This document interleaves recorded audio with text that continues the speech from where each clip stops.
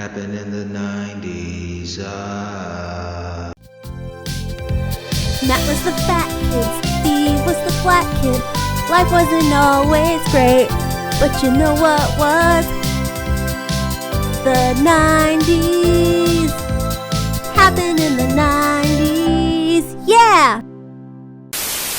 Ladies and gentlemen, the Sears Brand Central Carnival of Values presents human dishwashers, like you've never seen them before. Using only this Kenmore Ultra Wash 2, let's watch closely as they take the cake in washing dishes. With its fabulous soil separator and a sweet $338, yes, you too can thrill your family and friends with America's best dishwashing system. The Sears Carnival of Values. Amazing brand name electronics and appliances, now at breathtaking prices. Well, dude, I looked into the Dennis Leary thing, and we all know he plagiarized Bill Hicks. But I think a big part of his success was a guy named Ted Demme. Why do you think that? Ted Demme was the guy who put those clips together on MTV. It was his brainchild. And that's kind of how I was introduced to Dennis Leary, by seeing him on MTV. And then he directed Who's the Man, which also starred Dennis Leary and Dr. Dre and Ed Lover. So like a lot of those early 90s MTV things, or any of the early Dennis Leary vehicles, because he starred in a lot of Ted Demme directed things. Ted Demme's no longer with us. He is the nephew of Jonathan Demme, the director.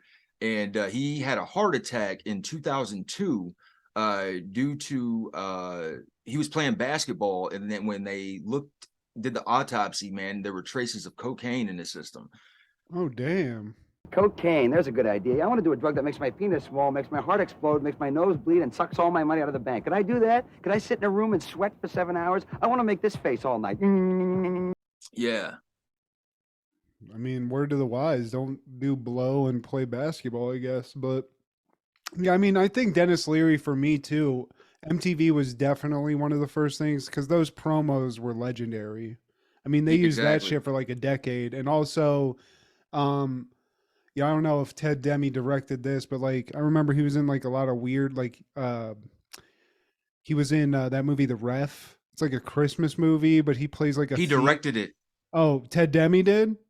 Exactly. Yes, Okay. he directed The Ref. He directed No Cure for Cancer, Who's the Man. He directed Life, Blow. Oh, damn. Okay. Yeah. He was a heavy hitter. But yeah, I remember him like definitely from MTV the most. But yeah, there was a couple of like movies like that where he played a cool role. Like that movie, The Usual Suspects too. He was in that he played that whatever Serpico detective dude that I think was actually in multiple movies. Yeah. Okay. Still Dennis Leary knowledge for you, but you know, I think that's probably what I don't think he should be necessarily like whatever you want to say, not canceled, but like I don't think his like mark should be that he's a plagiarist, but I just think that's like an asterisk, you know. It's an asterisk. For sure. You know, like it's sold, his act sold, but when you look at the originator of that style, it's like you can't ignore it. Well, like, and I just think like Angry Guy, so if you're plagiarizing it, it's just like you're fucked. I mean, there's a lot of guys doing that kind of act, like Lewis Black, fucking God, like you said, Bill Hicks is doing that. Sam Kinison, even you could say, probably. But they had their own style. Exactly. And George Carlin influenced all those people, but I never looked at them like, oh, that's a rip off of George Carlin. No, because they did have their own voice, but it was like, yeah, that's what I'm saying. Like, there's guys doing it great that are their own thing. To be plagiarizing one of those guys is stupid. I mean, you're good at playing the role. That's actually kind of what his thing was, Angry Guy. Yeah. Dick, angry Bostonian, you know, and that's great, but if you're stealing that shit, shame on you. And you know who's doing that currently? Bill Burr. But Bill Burr is like Bill Burr. He's one of one. Yeah. Yeah, that guy's a singular dude. It's so fucking funny. And what's wild is Bill Burr, when he was coming up, probably looked up to Dennis Leary for a while. Maybe not. Maybe because he knew about that shit. He's like, yeah, fuck that guy. But he's definitely eclipsed that dude because now Bill Burr's in fucking, he's in like Star Wars movies and shit. It's crazy. Star Wars, Breaking Bad. And I got 4 fucking minutes. He's good. He's a good actor, man. But yeah. Glad. Thanks for the fun facts on Dennis Leary, Steve. Keep them coming. I think you hear me knocking, and I think I'm coming in. I'm already in. I'm wandering around the house, and you know what? I found your bell bottoms. You know, that was great what you did last week, man. I like my jokes written by other people. Yeah, you got to give him shit, but he's a comedian. But you got to have a fucking thick skin, right? I'm sure he's heard it a million times. Maybe after Greg Giraldo crucified him on live or on television, he learned his lesson and just learned to laugh at it. Maybe not. He went to do a little acting. Dieters have different needs, so Accutrim created different formulas. My appetite was huge until Accutrim Maximum Strength. I'd lose my willpower after 3 until I found late day. I'd eat all day without Accutrim 16-hour. Accutrim, one is right for you. Well, hey, boys and girls, this is Steve G and Matt G with Happened in the 90s, a show where we talk about what happened in the 90s. So get out your Varsity Blues posters and your Thurman Thomas jerseys, you informers. Lickee Boom Boom Now. I don't know. They had a cool fucking like shit about that dude. One of those like behind the music things on YouTube I saw. I was like, man, who knew this was so complicated? They did behind the music on Snow. Yeah, the dude. Embalmer. The OG white. Wasn't he Canadian too? He was from Toronto. Lickee Boom Boom Now. What was he saying? Lickee Boom Boom? Lickee Boom Boom Now. Was it about ass eating, Steve? Because if that's what I'm into it. I think I thought that's what he said. Lickee Boom Boom. It's Lickee. Lickee Boom Boom Now boom or now. down? And maybe that's what he wanted to like. I mean, I'm sure it's out there, but all I gotta say is I've never understood what the song was about. I enjoy hearing it from time to time, but if it's about ass eating, 100% makes it better, in my opinion. It's like one of those songs like, wait, Puff the Magic Dragon's about smoking weed. I mean, that's an easy example, but I'm just saying, Lickee Boom Boom, what's it even called? Like, what's the song called, Steve? Informer. So who would have known? So he's just informing you that you should be eating some ass, basically. That's what I'm taking away from this. Yes, so he's from Toronto, Canada.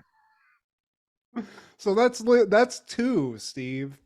He's white and Canadian. There's only so many people that can say like tick those boxes and be a successful rapper, and he's one of them. With a Jamaican patois. That's what was going on? What happened? Do you remember watching the Dave Attell Insomniac? And there was one where he went to like, I think it was Toronto, Canada, and they had like some pirate freestyle rap radio station run by some Jewish guy.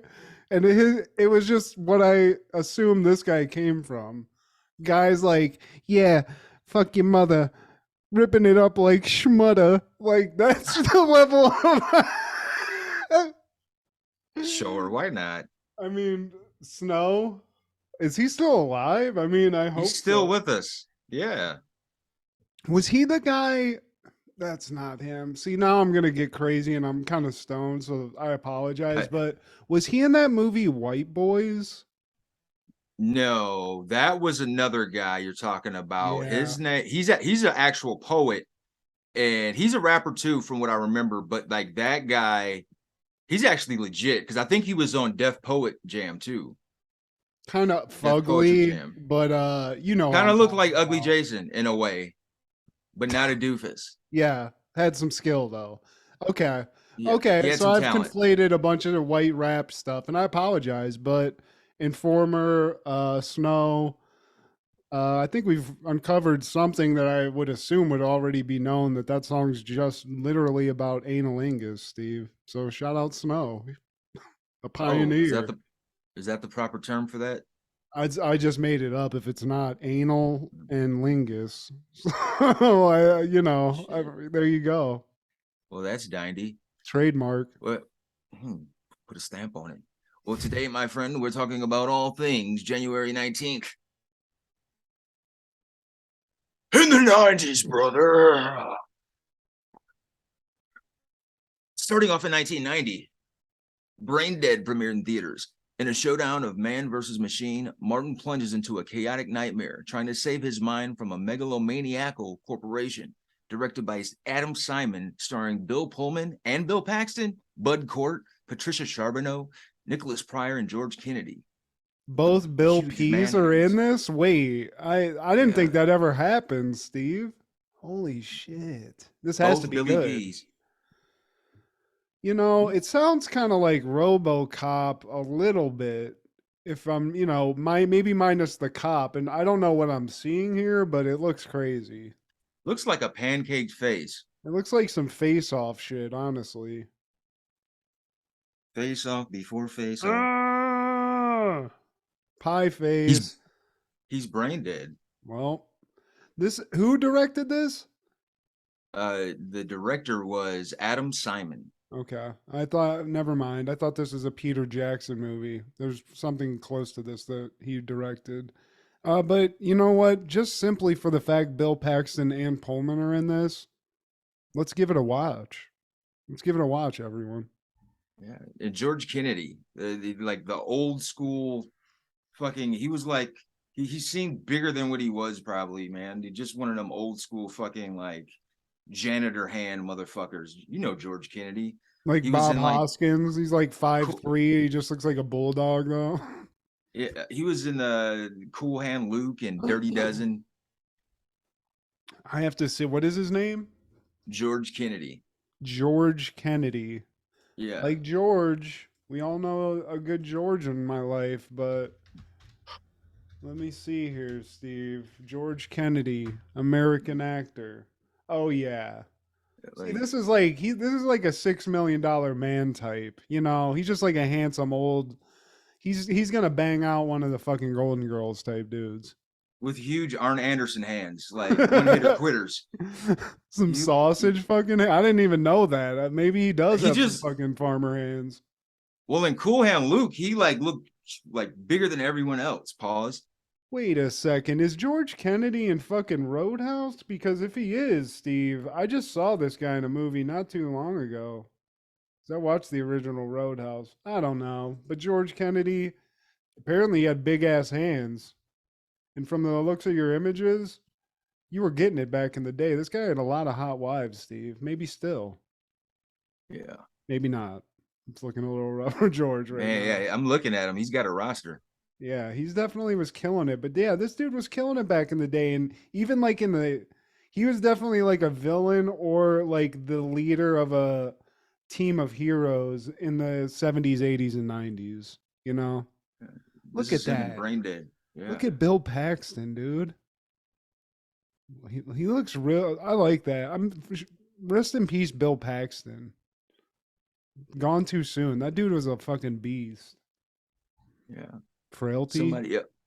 Somebody else that's a beast is that motherfucking Kevin Bacon's. Because also in 1990, January 19th, Tremors premiered in theaters.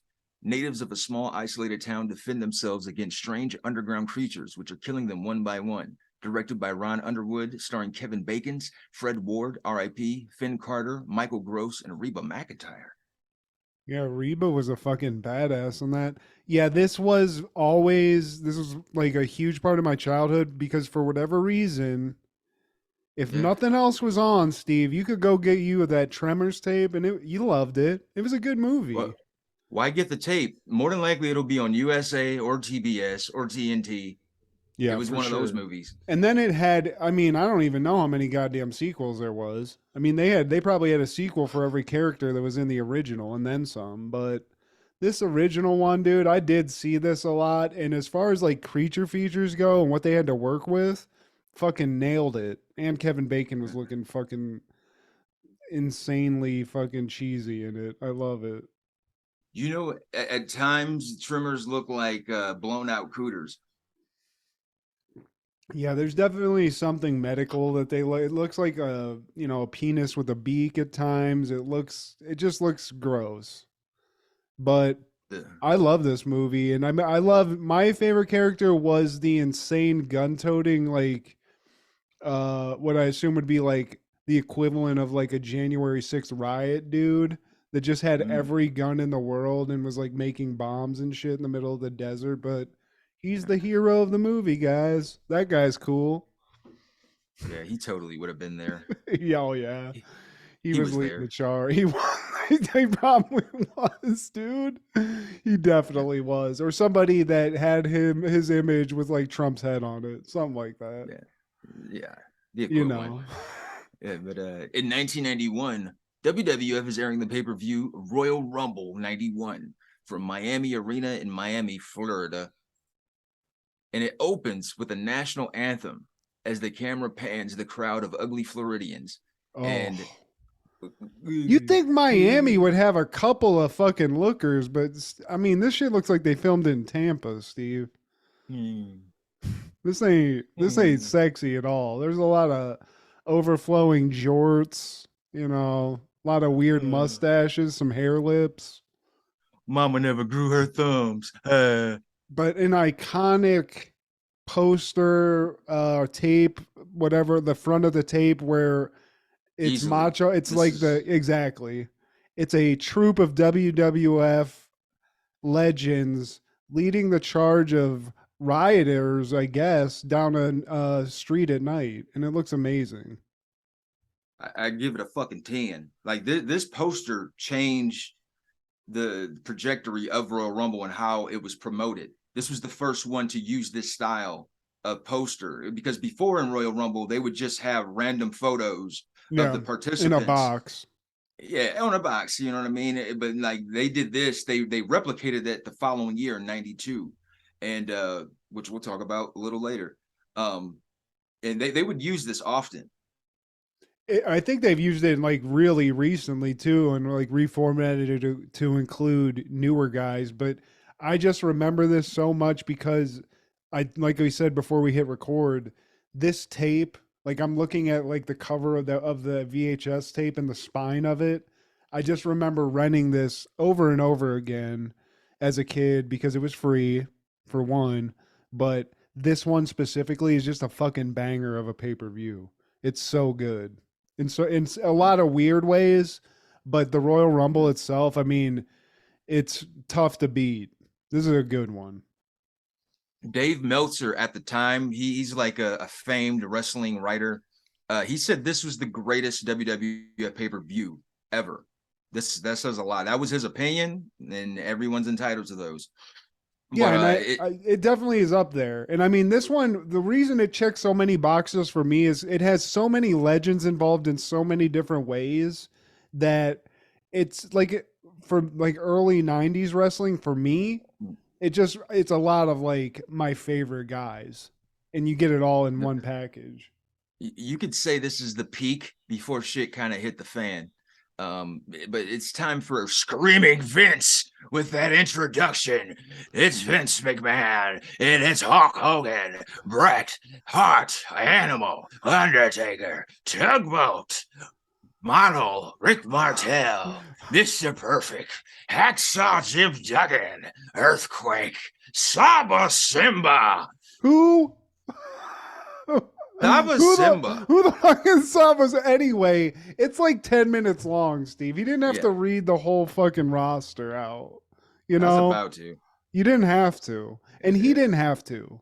Because this fucking pay-per-view is 3 hours long. And for fuck's sake, you're gonna see him anyway. I didn't get it. I was like, why is he reading all these motherfuckers off? We don't need to know. It's an intro. That's how you get, like, why? Don't I just need the Miami Arena. I just need, like, the beginning. I don't need you to have to go 5 minutes later. Tanaka, one of the Body Donnas, the other guy. I'll agree with some of that because even though the intro is necessary, he could have left some of those guys out. Like nobody gives a fuck about Bushwhacker Luke or Butch. Nobody gives a fuck about Hercules at this point, or Greg the Blammer Hamilton. Or Power or Glory, even. Or neither of them. Either of them. But I was just laughing at that. But I do love a Vince intro. And I mean, this is a super patriotic time, Steve. Saddam's getting into our fucking hairs. We're over there. The troops are over there. So a lot of what we're gonna see in this pay-per-view is centered towards the troops. You know, there's a lot of that. We have this commentated by Gorilla Monsoon and Piper. And although Piper, he did a good job. He did what he could. You know, I always prefer the Gorilla Heenan or Gorilla Ventura. Yeah, and not Gorilla business casual Roddy Piper with the shirt open. You know, it looks like he's going to go out on a date. But he is throwing some wild opinions out here every once in a while, Steve, that for the most part, he's like way too intense all the time. But there's a couple things that he'll just throw in there that are, in some cases, racist, but most of the time hilarious. He'll just throw a jab in there every once in a while. It's like, okay, Roddy, chill out, bud. And he's like more patriotic than anyone in the building. And he's Canadian. Like, you got more American, like, patriotism than anyone else. And you're not even from here. Like, we're kicking it off with the Finkster. The classic voice of Howard Finkel, man, and he announces the first match, and it's going to be the Orient Express along with Mr. Fuji versus the Rockers, Marty Jannetty and Sean HBK himself, man, and they look very early 90s. Oh yeah. And I just forgot, I mean, I didn't forget, I remember the Rockers theme song, but that shit rips, Steve. There's no words, but that fucking like guitar riff is nasty. Oh, fuck yeah, dude. In regards also, Piper has an off-color Asian joke at the beginning of this because we're dealing with the Orient Express that he throws in, which I can't remember the gist of, but I just wrote it down to note. And I just want to ask you, because you might know this. Orient Express. We got Mr. Fuji. We got a guy that doesn't have a mask on, but there's a guy with a mask. That guy is just some white guy in a mask. Am I right, Steve? That is correct, sir. That is correct. He's so big. And I thought I saw a little Italian hair coming out the back of the mask. And I was like, wait a second. I don't think Tanaka is who we think it is, you know? Yeah, he's a white guy, but this has been a thing for a couple of times. I think they returned that following year and had another match in the opening match. It was either that or the year before in WrestleMania. And they like working with each other, the Rockers and Orient Express, but like it was a different guy the previous time. This is a good match, though. I was like, God damn, this is going to be a snoozer, but this is like vintage Rockers shit. I loved, as much as I like HBK just by himself, I remember just getting fired up when you'd see the Rockers because they would be flipping around and doing some crazy shit, you know? So the high flying shit in the early 90s at that, man. And this was rated as the match of the night, man. There's a reason to say that. I think that a lot of the other ones were just like kind of ridiculous. And this was just technically like a really good wrestling match. It was a little long. But like I said, when you were watching the Rockers, it really didn't matter because at some point they're jumping off the top rope onto like the Florida guy or doing some crazy shit that people weren't really doing it that much. At least I don't remember this shit. I remember watching like WCW and like starting to see a little bit of that Mexican wrestling that you'd see with that type of style. But, at this time you weren't seeing that a lot. So it was always cool to see fucking Shawn Michaels like just straight up high dive over the top rope onto a dude or some shit. It was awesome. Like he actually does like a reverse moonsault kind of deal onto the other opponent. Like the one guy ducks and he hits the opponent behind him. And at one point, they both do flying crossbodies outside to the apron on Orient Express from opposite sides of the ring, man. And they have a huge pop. The place goes fucking nuts when they do that, man. And like much props to both teams, man. Like they brought the house down, and that's a big reason, I guess, why people like look at this so high. Like the opening match is that kind of sets the tone, man. I was about to say it definitely does too. And it's a one other thing that I just had to note, because the Rockers were doing a lot of shit that was like timed up really well, where they would do the same move at the same time, and like you said, like doing a crossbody at the same time. But I don't know if you noted this. At one point, they both do sweet chin music on the same dude at the same time. It was fucking dope. So yeah, I didn't award this my favorite match, but there's definitely an argument to be made for that, because they were nailing it, both teams. For sure. And man, they consider this, well, Dave Meltzer says that this is the best pay-per-view match since Savage and Ricky Steamboat in WrestleMania 3, and that says a lot. Wow. Okay. All right, Dave Meltzer. Yeah, man. I like to think he knows his stuff. In 19 minutes and 15 seconds, this match was. The final sequence that led to the pin was dope, especially seeing something like this in 91. And the Rockers won. And they, by pinfall at the end.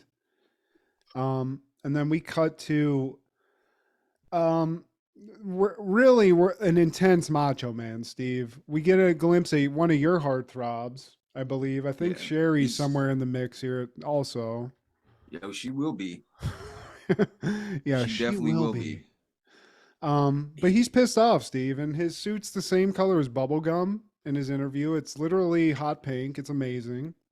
Yeah, Savage is furious, man. There is a fucking big pink snake missing his fucking skin. I mean, and it's about to rip, because Savage is flailing this way and that. He's screaming, he's hollering.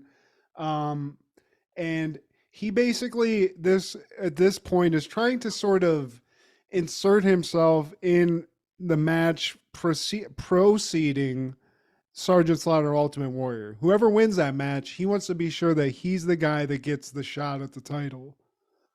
Because he already made a deal with Sergeant Slaughter. Like, hey, man, if you win, I get first dibs. And then, like, so to secure the bag even more, he wants to, like, make a deal with Warrior. He wants to have his cake and eat it, too. Either you motherfuckers win, I'm next in line. Which, you know, I respect the tenacity here. I mean, it's a solid plan. I get agreements from either guy, I'm in. No matter what, I'm in. Makes sense. But, you know, it's probably easier to negotiate with Sergeant Slaughter, because I think he probably has like a negative IQ. I don't know. He seems a little touched, to use a safe term. But fucking Ultimate Warrior, I don't even know how you communicate with the guy, Steve. Maybe with a bag of cocaine. I don't know.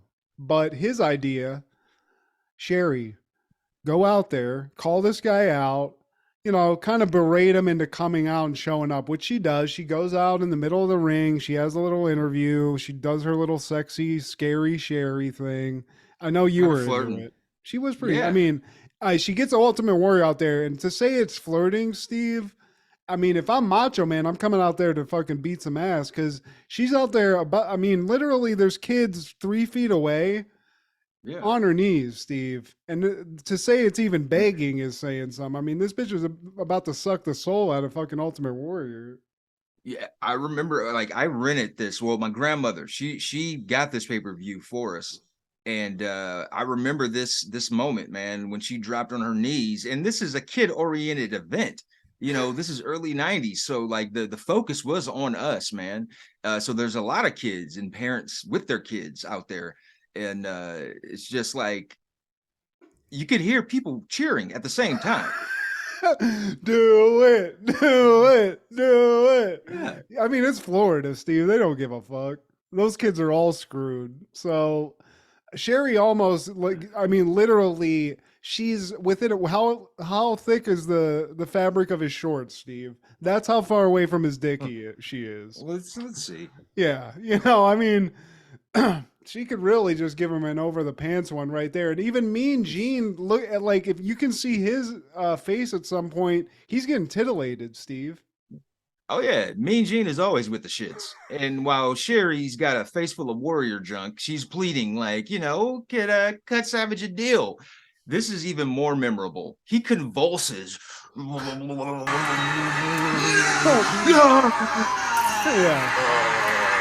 I mean, if you had it on mute, you would think he busted a nut in her face. Yeah. And that's what I'm saying, Steve. Like, I don't know how you have a normal conversation with the Ultimate Warrior, because I feel like that's the energy you get no matter what. It's like, hey, Warrior, I'm going to go over to 7-Eleven and get a Pepsi. You want one? The Warrior. God, I'm out, dude. I'm out. Oh yeah, man. I Fucking don't think I'm window's coming back closed. either. I'll holler at you. Yeah. The next, well, before we get to that, Macho Man, he's heated. He sees this shit. It's like, motherfucker, turn down my offer. So he comes pacing out there like goddamn Thurman Thomas, and he's fucking hightailing it too.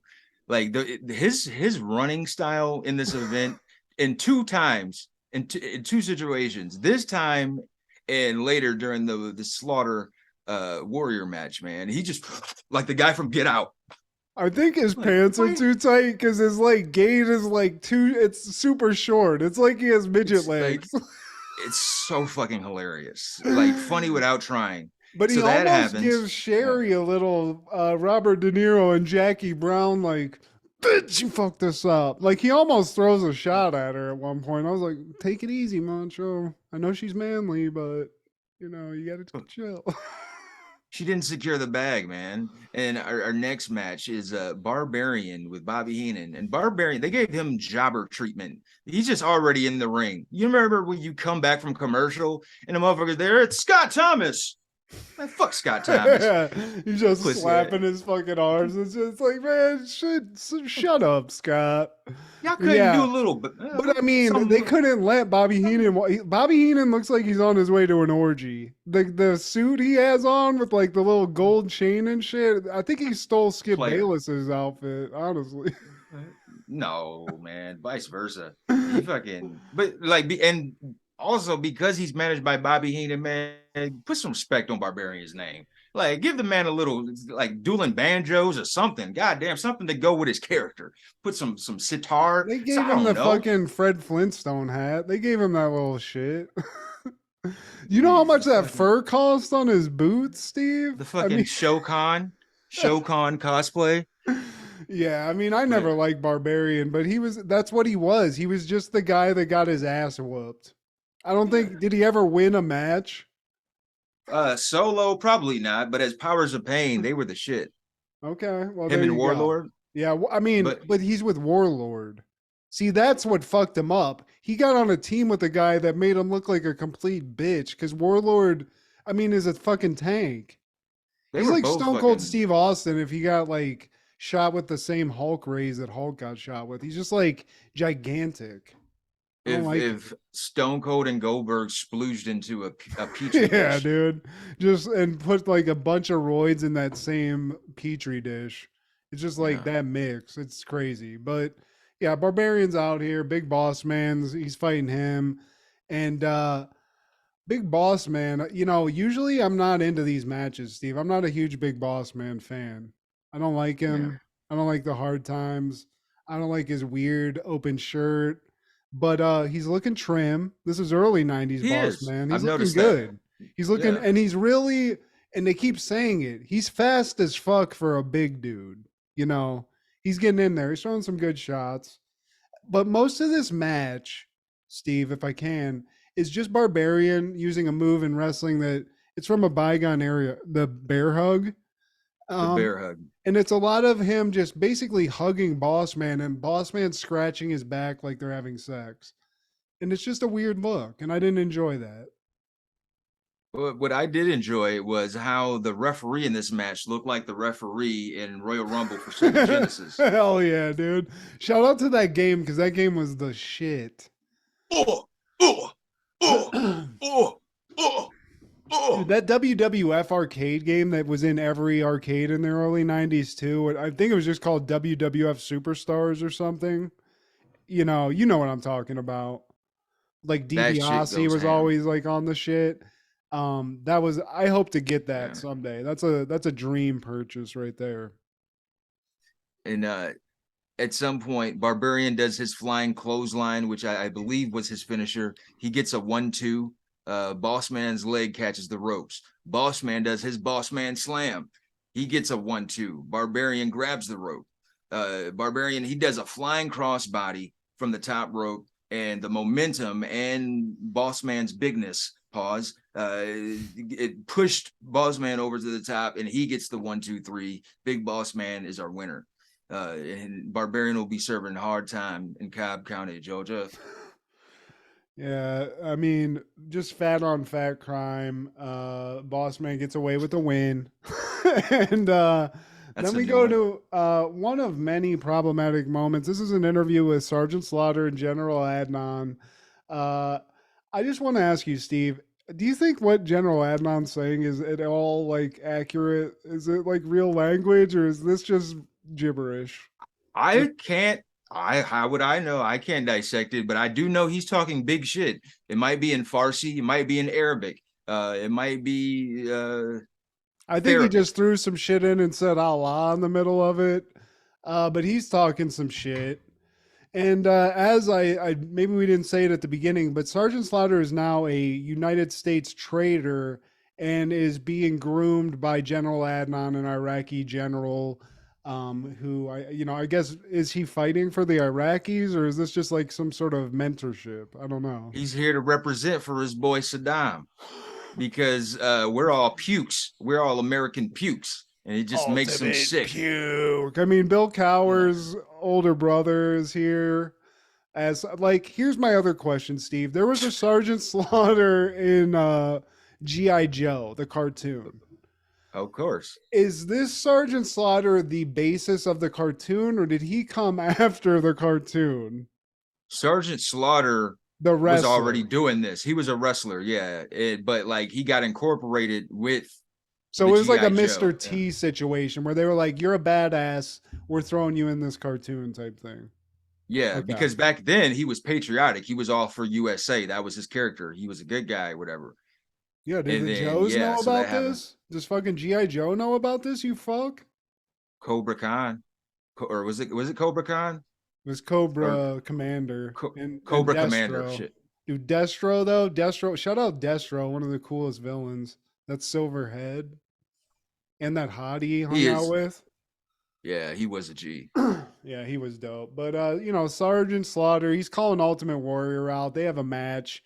He says ultimate puke in this. Like, I mean, that's really his only thing. If this guy's a fucking comedian, he's got one joke, Steve. You're a puke. Okay, we get it, you fuck. And wipe that fucking slobber off your chin. Oh, dude, me and Gene was like, say it, don't spray it, Slaughter, you fucking piece of shit. Just fucking adding wax to his bald head. And so yeah, man, General Adnan, he's waving that flag and he's popping big shit in Arabic, and Mean Gene gets a couple pukes and you're out of orders, and now the match is starting, and Slaughter, he comes down with General Adnan waving that goddamn Iraq flag, and Warrior, he comes out, and Adnan and Slaughter, they try to jump him with the Iraqi flag. He dodges that shit and double clothesline both they hoe asses. And Warrior takes the flag and rips it to shreds. General Adnan, he walks to the back because he's already had enough. What happened to all that big shit you were talking, waving the flag? He had one clothesline. They're like, fuck this shit. You fucked my flag up. my neck and my back. You fucking pussy. General, and he just said fuck it. He's like, man, that was my flag, man. Come on, chameleon. Yeah, and I think Piper says something about eating sand, which is really fucking problematic. But Sensational Sherry again, Steve. She comes out again in the middle of this match. Her hot ass comes out, and she's trying to, she's just there. She's a chaos agent. She's there just to fucking, throw some titties out, get some eyes to them, cause a little distraction, Steve. She's on some hood rat shit. Yeah, exactly. She's there to get you distracted, then you get club punched. Not by her boyfriend, well, by her boyfriend, because Macho Man comes out of nowhere and just straight up fucking mollywops Ultimate Warrior. I mean, he does this a couple times. Like, he comes out, he does a little attack. He blindsided him. He throws a light on Warrior's back. That's what it was, because he hits him with the light, and then later on, he hits him with a scepter so fucking hard. That might be why Ultimate Warrior's not quite right, Steve, because he takes a straight. I don't know what that's made out of, but it's not. He obliterated it on Ultimate Warrior's head. Yeah, he legit got busted, bro. And that's probably why when Warrior came back, he started wearing ball caps and shit. Like, man, you fucked my hair up. You hit me so hard, dude. You pushed my hairline back. Because I would have been concerned. If I'm Macho Man, I'm like, sorry, bro. He probably said, whispered that, oh, sorry. Like, what happens if you do that in wrestling? When you just drill a guy, do you somehow apologize? Or you just eat it, dude? Sorry about that. I like to think that the good ones communicate that to each other. Sorry about that. And after he hits him with the scepter and then he sprints back, get out style. And get this though, this is what kills me in these situations. The whole time when he's getting jumped and blindsided by Savage outside, Earl Ebner does this fake ass 10 count. Would y'all stop acting like it's relevant? What is the cadence? Because it varies. You might go. Savage was beating his ass. 2, or it's 1.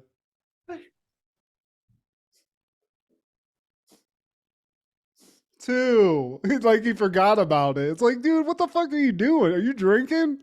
You drinking, Earl? Dude. Savage was beating his ass for at least 30 seconds. You missed that part of it, because sometimes it'll be a DQ because of this shit. In this case, Savage just fucking drills this guy like Frank Thomas on all the Nugenics. He might have changed his life, Steve. I'm worried at this point. Y'all were better off saying this was a no DQ, because that just irks my soul. How are we? The purpose of the ref, I get it. You're supposed to regulate, but dude, it's been more than 10. Well, this guy gets called out not just by you, but by Gorilla Monsoon and Roddy Piper for the rest of the night, because not only is this a disrespect, because this leads to Sergeant Slaughter winning the title, Steve. The title changes hands. So now Team America is not really happy about this. Slaughter's fucking taking the belt back to fucking Iraq, and Roddy Piper is not only just going at fucking Sergeant Slaughter, but he's calling out Earl Hebner too all night, and rightfully so. Did you catch how they're cheering for Hogan in a match that Hogan's not even in? He's America's. It's like calling Captain Planet, Steve. Sometimes you just need a hero. He's still at the top of the planet. I mean, and there's the amount of percentage of pop that Hogan gets. I mean, they'll give him an interview before the Royal Rumble where it's just here, nobody else gets it. It's just Hogan going on about the troops and shit, but it's you're right. He's America's hero at this point. Yeah. He's Rocky, Steve. He's better than Rocky. You're right. And Vince, he shoots a promo for the upcoming WrestleMania 7 in Los Angeles. And then the next match is Coco Beware. He comes down to the ring and he has a perm. And the perm bothers me. Dude, he looks like Vic Damone Jr., Steve. What the hell is a Vic Damone? I think that's who that is. Barbershop quartet.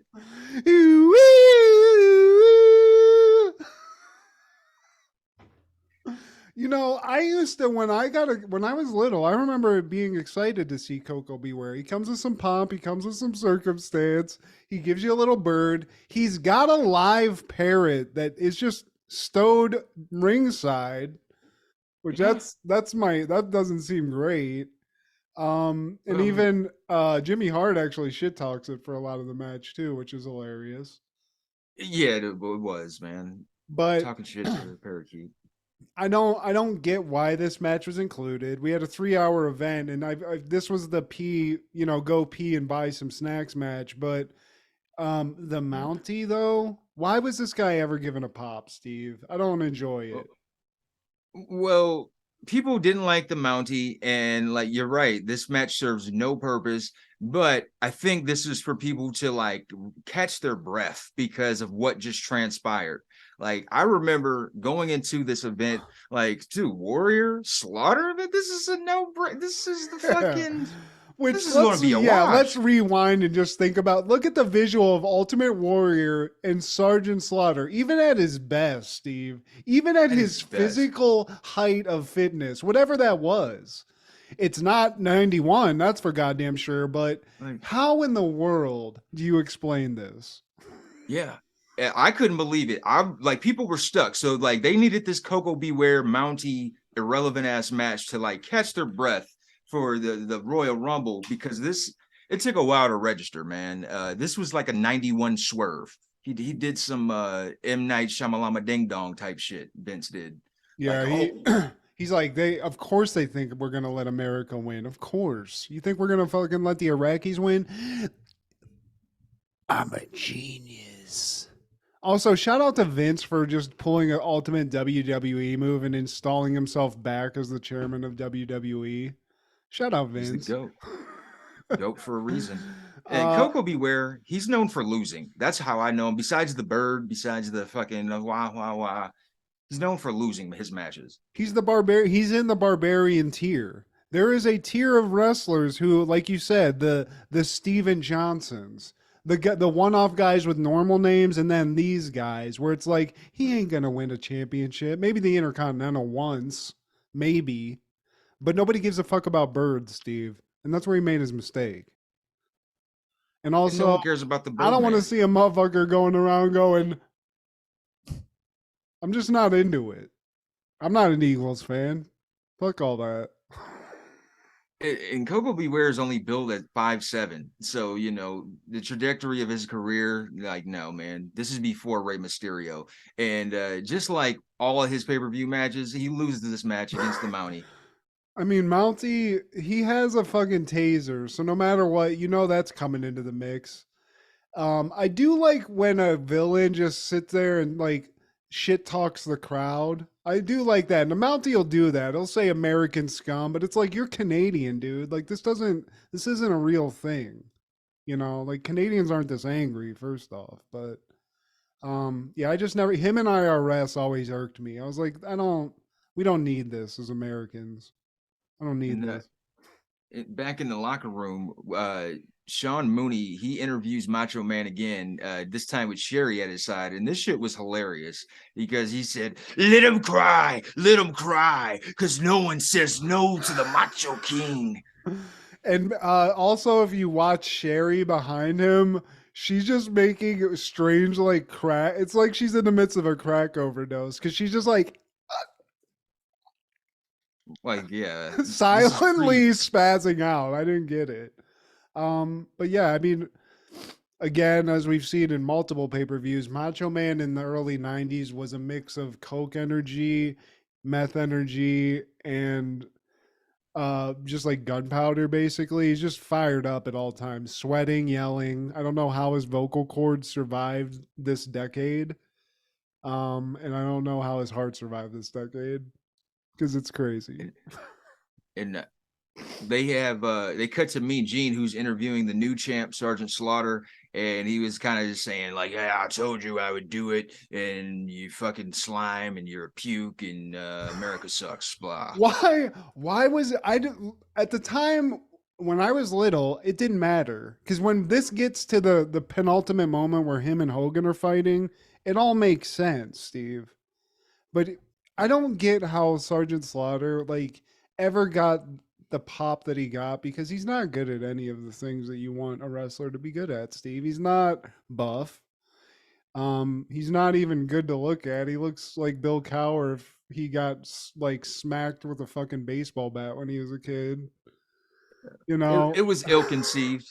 And Vince admits, like all the guys in writing, whatever, they admit this was ill-conceived in hindsight, man, because they lost some fandom because of the seriousness, man. It was hitting too close to home. And you know, like America was like genuinely behind this shit. And then they cut to some taped interviews with the ugly people of Florida outside the arena. And just showing their support for the troops. Come home, Jimmy Bob. Come home, Earl Lee. Come home, Sarah Ling. Yeah, we miss you and I love you. there's a lot of nervous, ugly Floridians giving well wishes. It's hilarious. Hey, Mike. Just want you to be good out there. Give them hell. Like, and there's a good 3 minutes of this. So there's another 3 minutes I'm not going to get back, Steve. But it's for the troops, Steve. And like you said, this is like, you kind of forget what the world was like in 1990 or 91. It's a lot smaller. So like shit like this, that was a pay-per-view. This was huge. This was a way to communicate. You didn't have the internet to like text your troops. You can send a message via Vince McMahon in the fucking Royal Rumble or LOD. And like speaking of LOD, they cut to the random promo shot by the wrestlers that are going to participate in the Rumble, from Jake the Snake to Earthquake. They even had Tugboat Shockmaster in there, and his character at this point with the striped shirt and the fucking hat is just corny as fuck. And I think when they cut back to Roddy Piper and Gorilla, they're trying to cover a chuckle of how fucking whack that shit was. And you're fat. You look fat and your name's Tugboat. I just love what they did to fat wrestlers back in the day. And also Steven, he gets a lot of pop in this. He ain't young, but a fucking as ugly as ever Greg the Hammer Valentine just popping throughout. I mean, the guy's got endurance. I'll give him that. But Jesus Christ, Greg. Yeah, we'll get to that, man. Did you have the Sean same Mooney accident Gary Busey had? But Sean Mooney interviews $1 Million Man with Virgil, and we get a sense of foreshadowing because Ted DiBiase's already talking shit, and they're doing close-ups of Virgil's face. Like the cameramen, they were in tune with what was happening. This was directed by Vince, I'm assuming, to sell the story.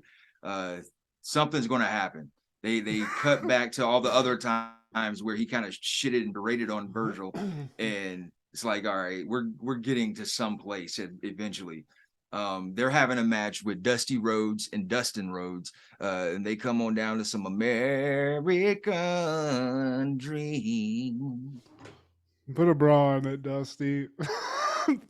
It's wild. Also, while we're getting ready for the match, Roddy Piper's alluding to some conversations he might have had with Virgil. A couple conversations about self-respect and about dignity and about what money can't buy, Steve. Yeah, he's interjecting himself into the picture. He's like, not for nothing. I had a little lunch with the guy. I like his story because he's like, I tipped the lady nice, not $1 million tip, and we walked away.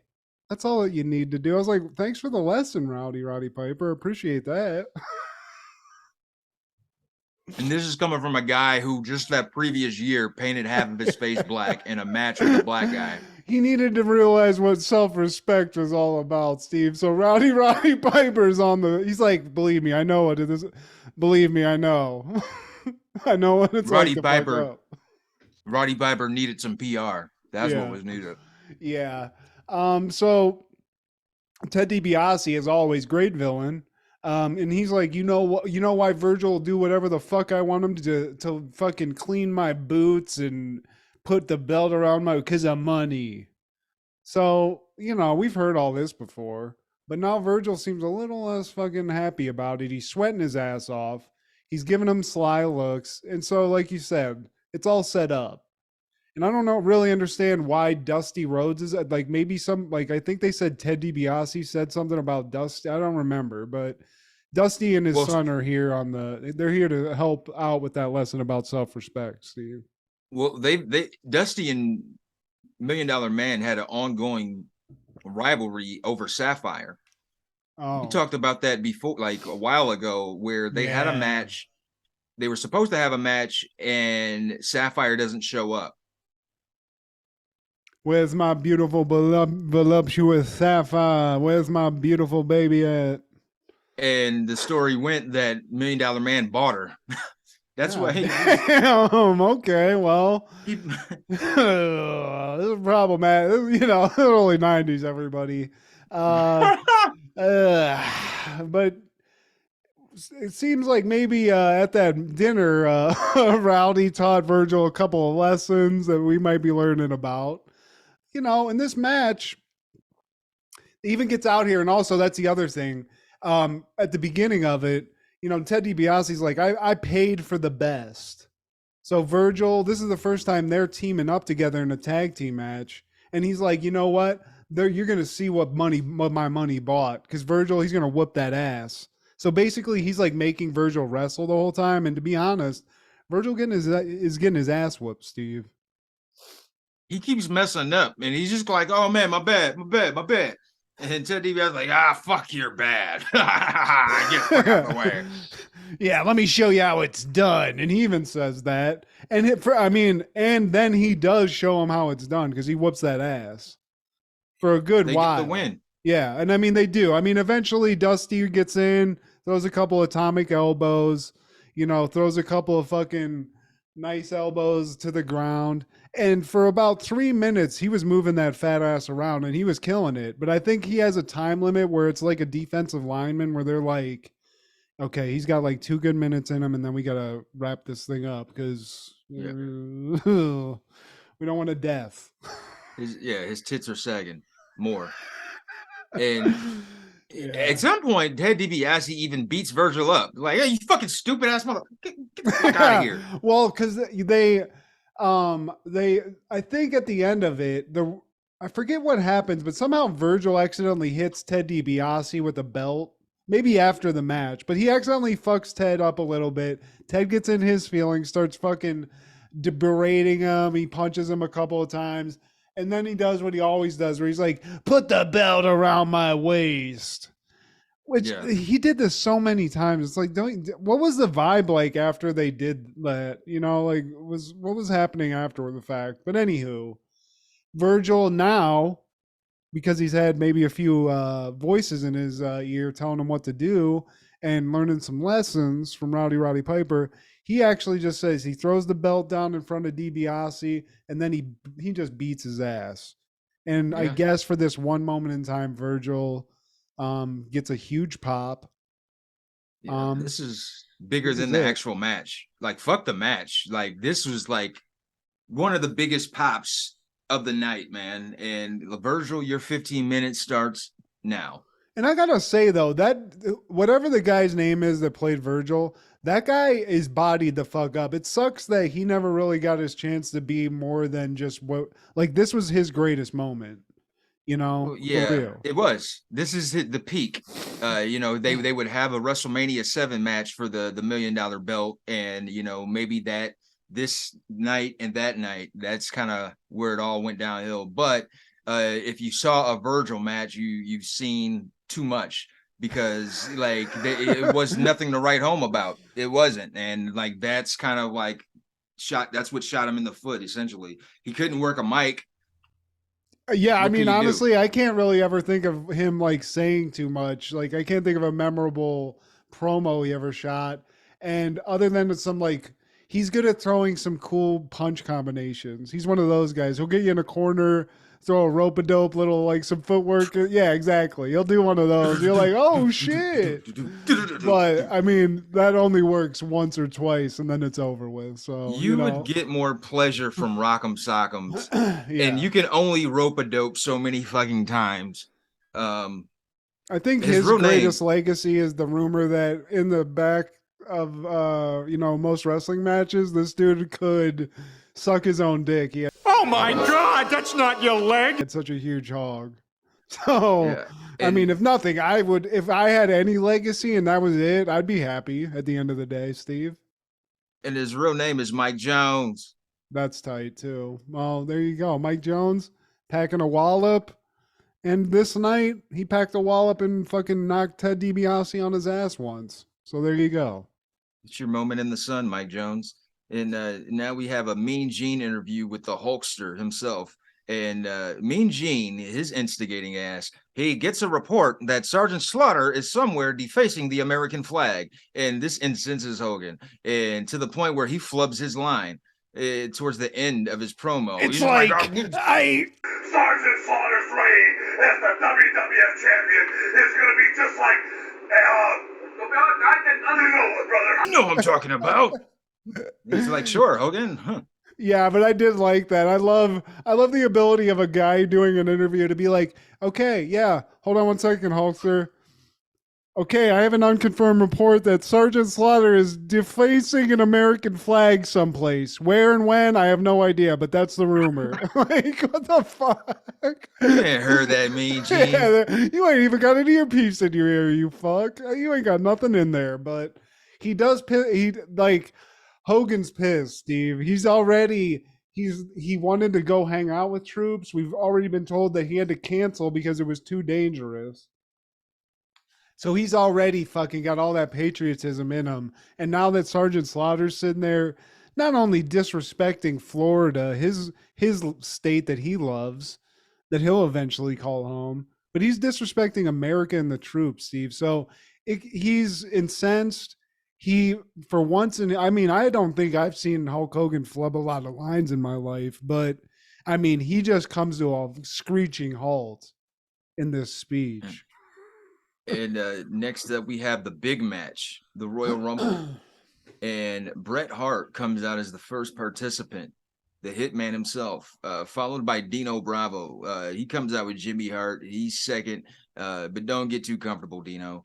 After that, we got Greg the Snoozer Valentine. He comes out, and Dino Bravo in no time, he's eliminated by Greg Turpentine. And Paul Roma, he comes out, him and Greg, they start jumping Bret before Roma starts unloading on Valentine.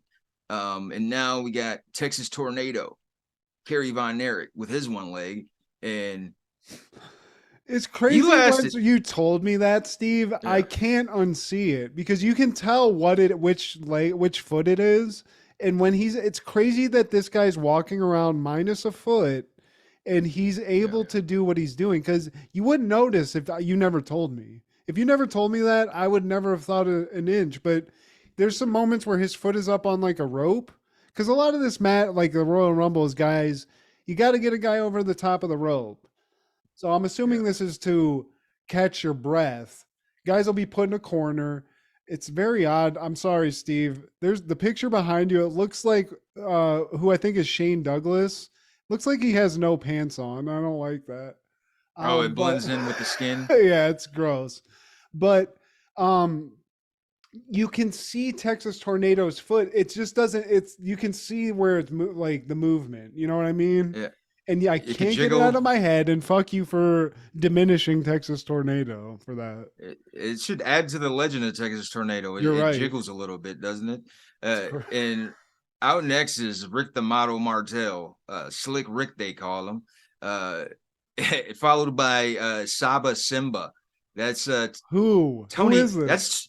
That's Tony Atlas, who was one half of the first black tag team champions with Rocky, with the Rock's dad. And yeah, Tony Atlas, like, he wrestled way too long too, because I remember parading him out, and it was just like eventually it got too much. You know, it was like, all right, it was like oh fuck, what was that guy's name? I just Hulk Hogan, Steve. I lost the reference, but I don't remember Saba Simba. That name, it's crazy. I've seen this so many times. I don't remember that name at all. This is the beginning of the shitty gimmicks of the early 90s. It was this another ill-conceived idea in character and concept. But Tony Atlas lived a hard life, man. You know, he was at his peak before wrestlers got those big checks. And at some point, he was in a documentary. There are two. There's Beyond the Mat, and there's another one. I can't remember which one. But you know, just like living a hard life, man. He said at one point he was living on a park bench. Yeah, that's what I remember. See, I remember Beyond the Mat because they followed him around. I was like, damn, dude, this guy is all fucked up. Just, yeah, life didn't treat him well. And Saba Simba, unfortunately for him, was not the gimmick that was going to launch him to any sort of stardom. Yeah. And then the next guy coming out is Jake the Snake Roberts, who is in a thing with Rick the Model Martel. And it's already been insinuated they're in some beef. Snake comes out and just beelines for Rick the Model Martel and whoops the shit out of him, which I love. He wants that action. Yeah. And we don't talk about Jake the Snizake enough on here, man. When you see him next to all the other wrestlers, like in a Royal Rumble, he is fucking huge. He's a tall guy. Yeah. He's very like intimidating. The tallness, like he's not really like he's not fucking like Rick the Model Martel, who's like a bodybuilder. He's just a normal dude, but goddamn, if you got in a bar fight with Jake the Snake in the 90s, you were going to get your fucking ass kicked. Just tall and slender, just like a snake. Oh, yeah. He reminds me of, yeah, I remember his dad. The guy, he looks exactly, I don't want to say his name, but you know what I'm talking Harley about. Race? No, okay, a buddy of ours in Bowling Green. Adam, I can see that. It's the mustache. Yeah, dude. It's the mustache. Yeah. So he whoops Rick Martel's ass for a little bit, and I love people just kind of watch that. I enjoyed that. Everybody else was like, "Oh, damn." Yeah. Number 10, Hercules, is he's part of Power and Glory, right? It's him and he's Paul the Roma. Power of the Glory. Yeah. He's the Power of the Glory. And his boy's already in there, Paul Roma, and you know he comes over to help him out, take care of his light work. And then next out is Tito Santana. Arriba. The Texas Tornado, or no, not the Texas Tornado. He's just Tito Santana. Does he have like a nickname? I don't think he ever had a nickname. He would eventually become El Matador, another gimmick. We're getting into the gimmick territory. We're not quite there yet, but he used to be. I remember that now. Hell yeah, I remember El Matador. He used to be in a tag team with Rick the Model Martel called Strike Force. And Rick the Model, he left him at ringside at WrestleMania 5, and that's when he began his heel turn. Okay. Well, Tito Santana gets in. Paul Roma gets eliminated by Jake the Snake. Good. And then one of the heavy hitters, Steve, the guy you don't want to see coming into a Royal Rumble, The Undertaker, comes out. Not with Paul Bearer at this point. He's with Brother Love. Yeah. Looking red as fuck. Paul Bearer hasn't entered the mix yet. We got Mean Mark Undertaker.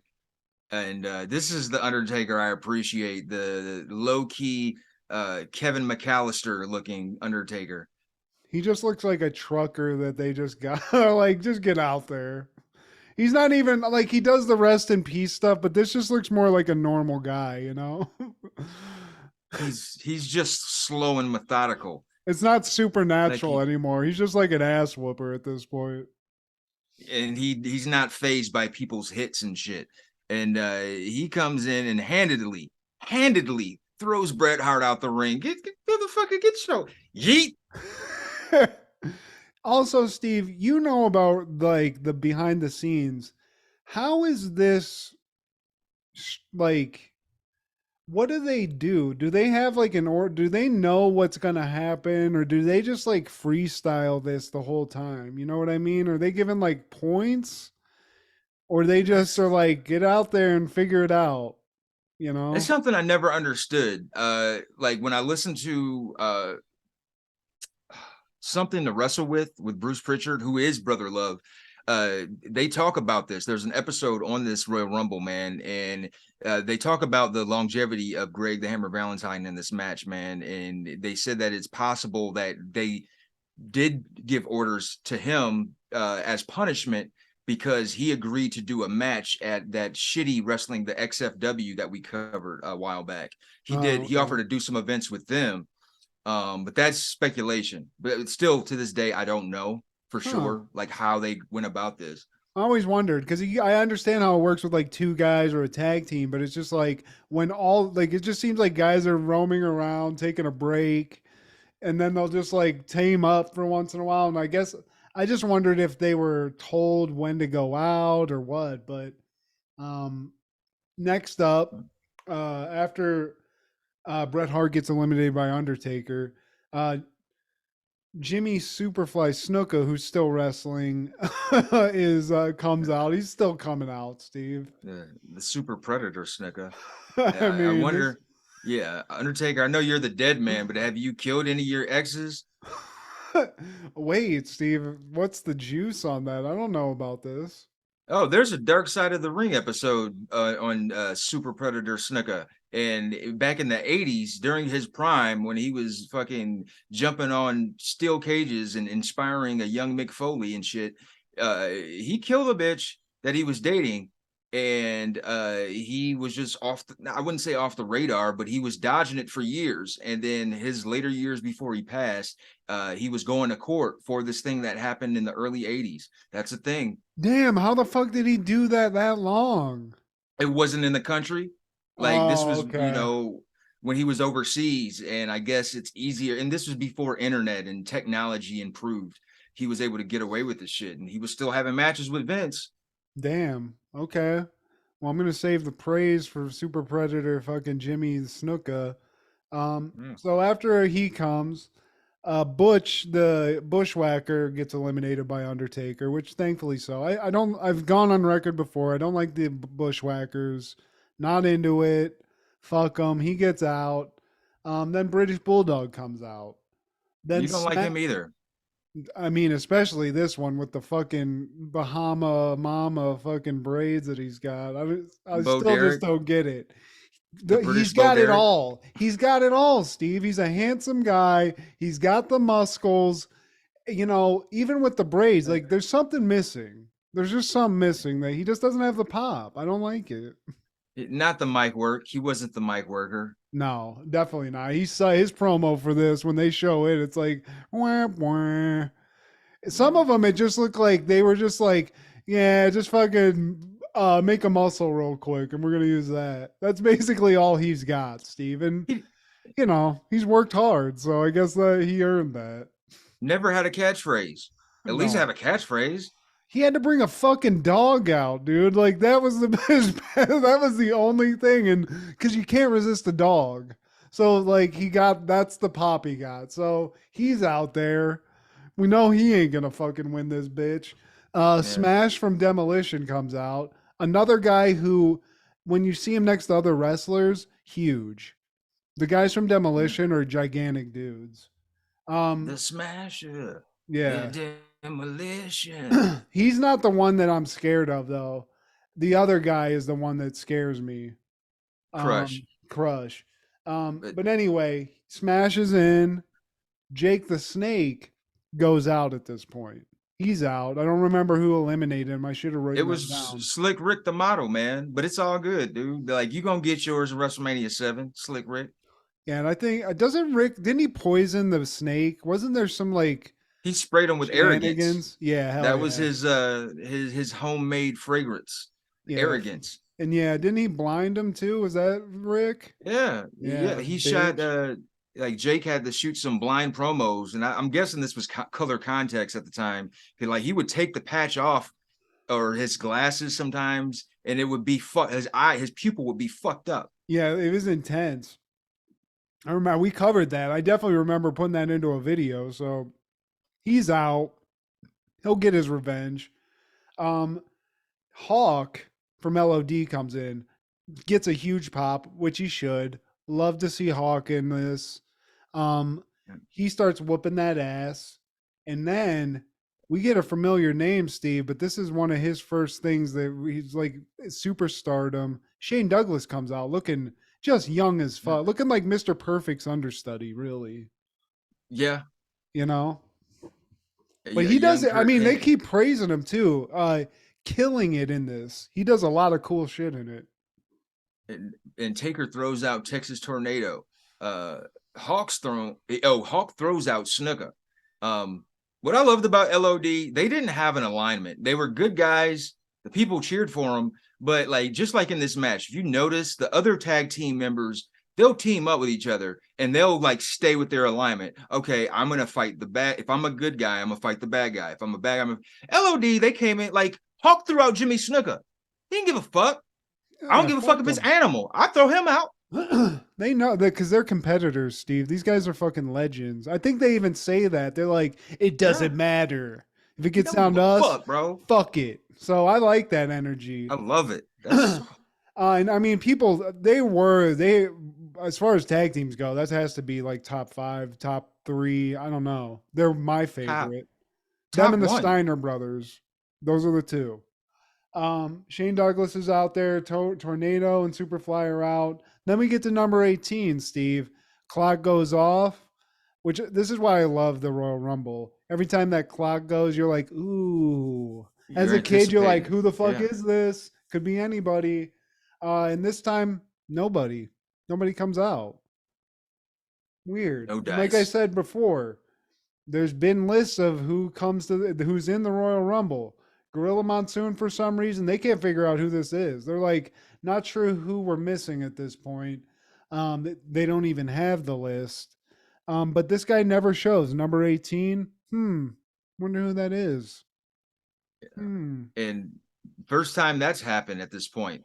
And I think we're supposed to put 2 and 2 together and assume that spot was reserved for the Macho King.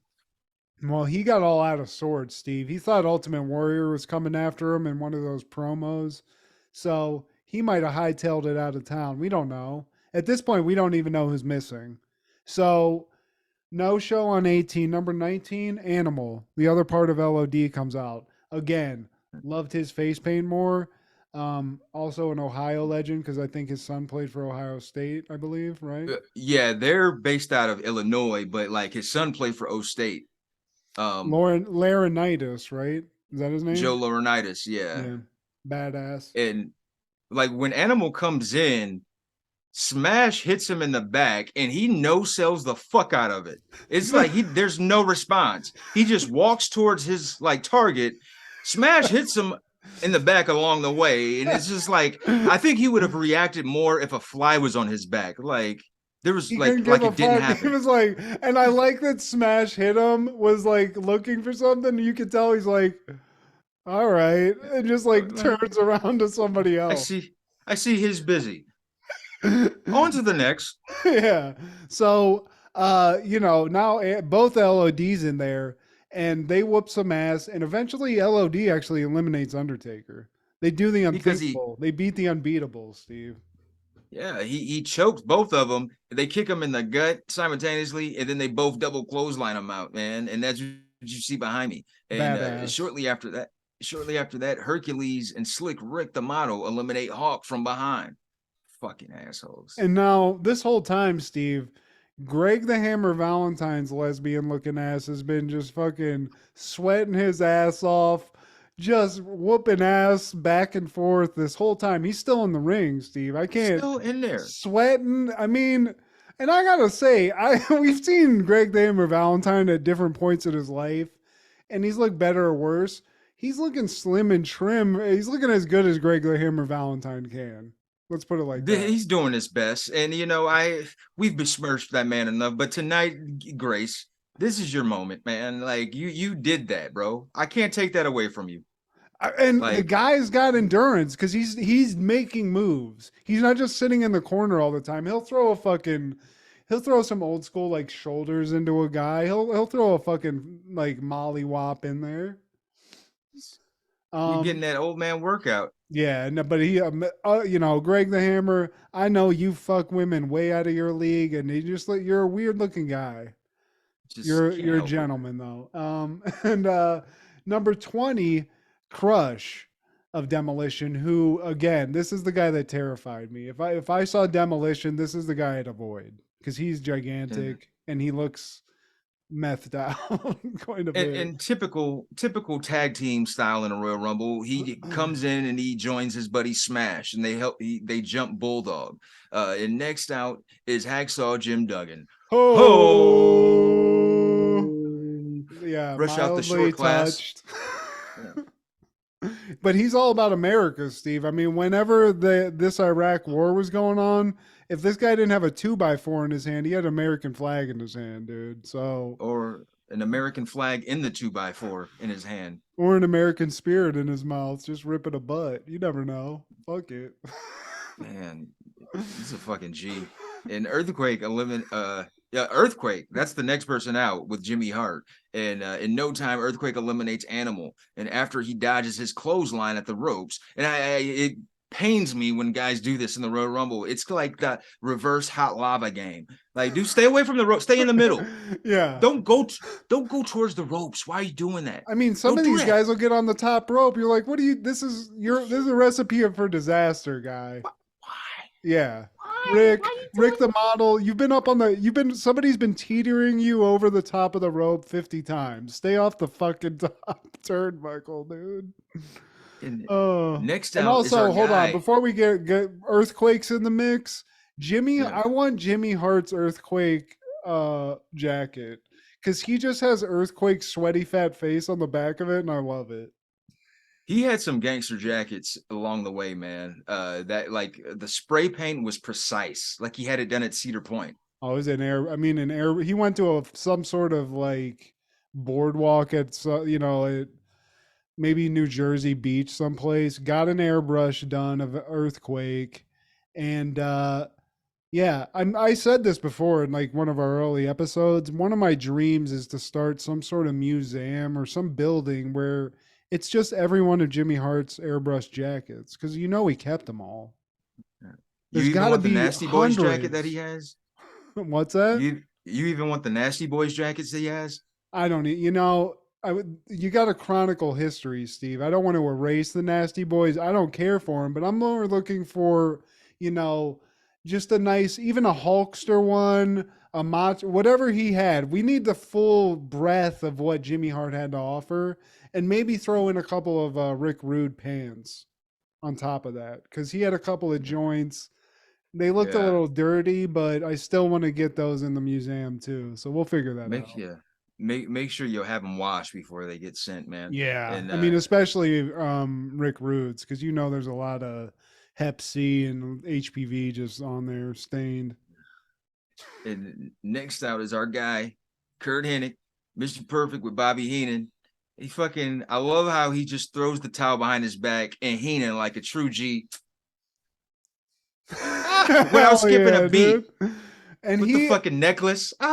He sells out so much in this too. I love Mr. Perfect, not only for how good of a wrestler he is, but like when he gets clotheslined and he'll do like crazy flips or gets thrown into a turnbuckle super fast, and just will like flip over and make it look super hard. This guy's a badass. So he comes out. That's that Ric Flair shit. Oh yeah, and he's got that.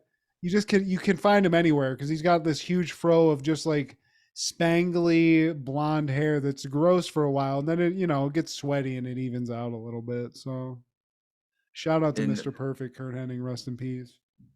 And he eliminates Duggan the same way Quake eliminated Animal. Like, y'all running in the ropes. You didn't, like, Duggan, you didn't register that? Oh yeah, you were short but shorty. But Greg the Hammer Valentine is still in here. But next out, the fucking immortal one.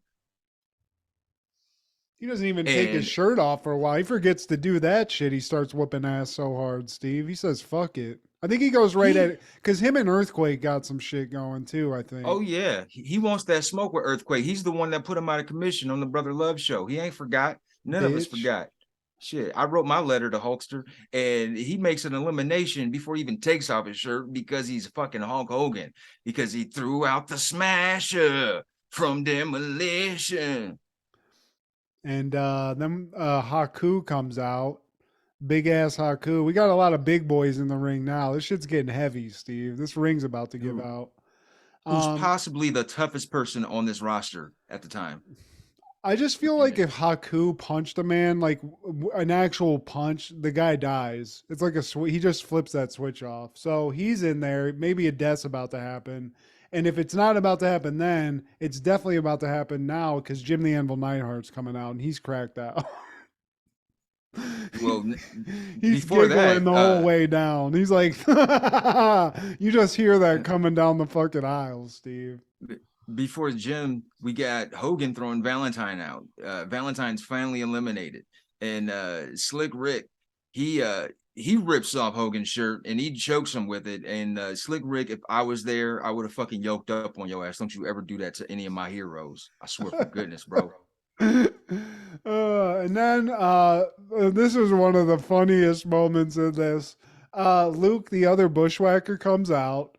Yes. You know, brings his ass out quickly, gets in the ring, marches towards the guy, and is thrown immediately out and doesn't even miss a step. And he comes in, gets out, and this fucking rocks out, dude. He might be in the actual viewable arena for about a minute, and that's it. If that.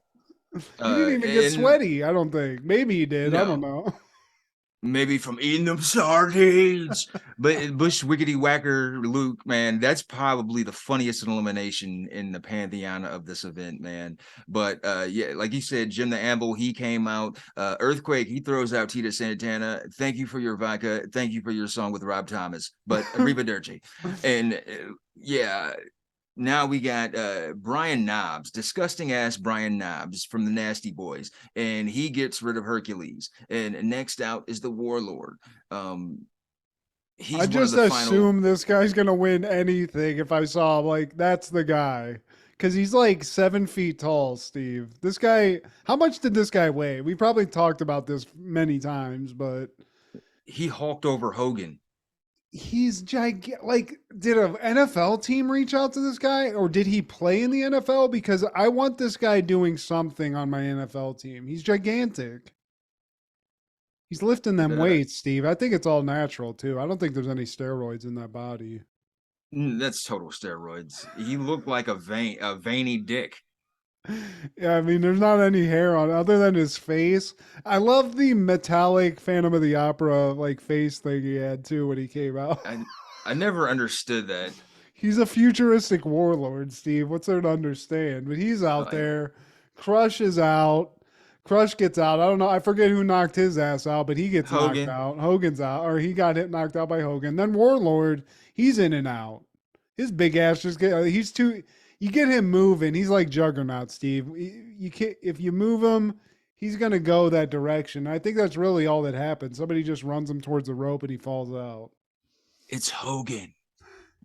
He's eliminating everyone for America, Steve. Cool. Yeah, dude. You never like Warlord. He's all of that, but dude, he never took a fucking clothesline from the Immortal One, and that's all it takes sometimes. Brian Knobbs eliminates Shane Douglas, who lasted 26 minutes. Got a lot of compliments from the announce team too, because this is his first Royal Rumble and he's like sort of a new guy, and they're like giving him a lot of praise during this, rightfully so. He's killing it. And then number 30 comes out. He just fresh off a drive-through window visit at McDonald's.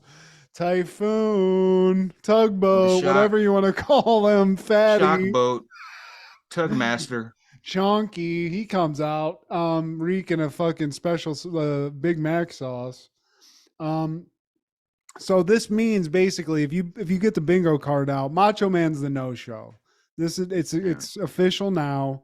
So now that we've got everyone's that's coming out. Tugboat goes out, Typhoon, whatever the fuck. Perfect goes out.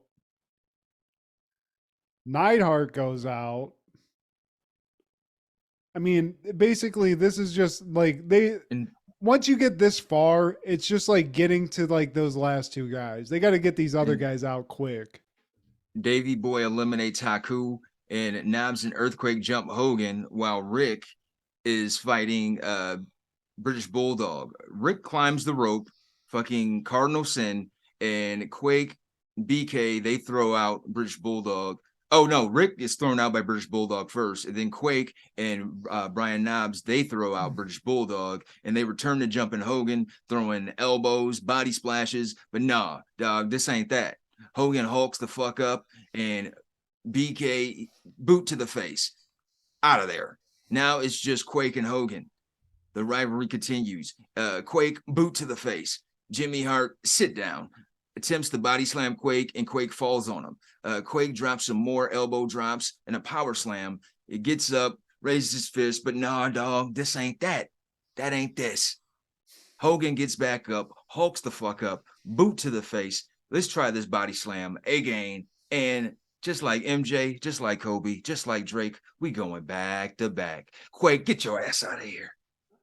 He just fucking, I mean, he I love that he was like, yeah, I'm gonna lift his ass up, because he starts going like this, and I'm like, is this motherfucker gonna power press Earthquake? Yeah, I mean, the rest of this, Hogan wins the Royal Rumble, Steve, and there's nothing more American that you could have watched for the next 5 minutes than what you see at the end of this.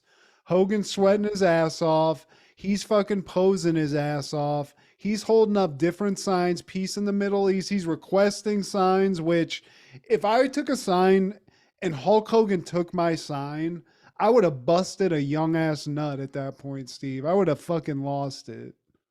Yeah. And oh my God. And it's just a pose off. Like all good pay-per-views that Hulk Hogan's involved with, he's going to win. He's going to have that fucking hot dog skin sweating his ass off and that hair just plastered to that bald head. And he's just going to rock, flag, and eagle. And this is setting it up, Steve. He's about to get in it with Slaughter. He's going to take a flamethrower to the grill. He's going to take a couple losses, but eventually America and Hulk Hogan are going to fucking win. He did it for America. And Hogan must pose. And Rowdy Piper can't, I mean, again, he's all about America too in this. And he's making sure, I think it's at this point, he lets Sergeant Slaughter know that, all this bullshit, you think Hogan's the only one? Nah, we're all coming at fucking Sergeant. We're all trying to get that little taste. We're about to take a fucking piece out of that ass. So I saluted the flag, Steve. I said a prayer. I took a vitamin. And I think this is one of the greatest pay-per-views for wrestling of all time, for sure. Agreed. And that following year, Royal Rumble happened again in '92. WWF airs from the Knickerbocker Arena in Albany, New York. And just going over the brief details, this is the one where Ric Flair came in as the third contestant, and he outlasted everyone. This is also the one where whoever won would be the new champ.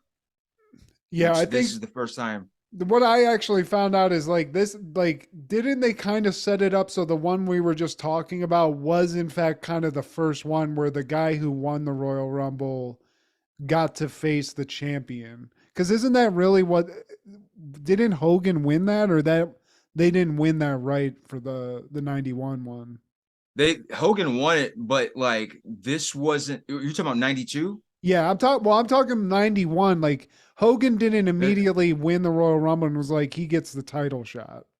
That wasn't the stipulation. That's just what happened. Like they didn't bring that into fruition until I want to say 94, when they had the double elimination with Brett and Lex Luger. I think it was whoever won that got to fight Yokozuna, if I'm not mistaken. And but this one in 92, this was the first time where whoever won, they were the champion, because it was vacated in that previous Survivor Series. It was between Undertaker and Hulk Hogan, and Undertaker won because of Ric Flair interference.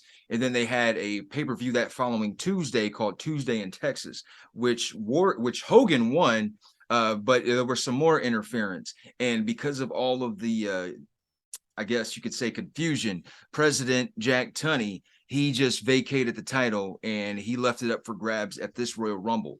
And Slick Rick, he won because he was able to eliminate Sid Justice. And this sets up Sid Justice's heel turn, who had recently joined WWF as a face. And because of this, he helped eliminate Hulk Hogan, who was trying to win a three-peat.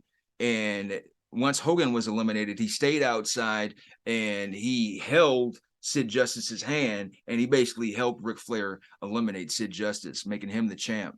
And it led to a very iconic promo that Ric Flair shot, man, with Bobby Heenan and Kurt Hennig at his side. Legendary, bro. Sid Justice.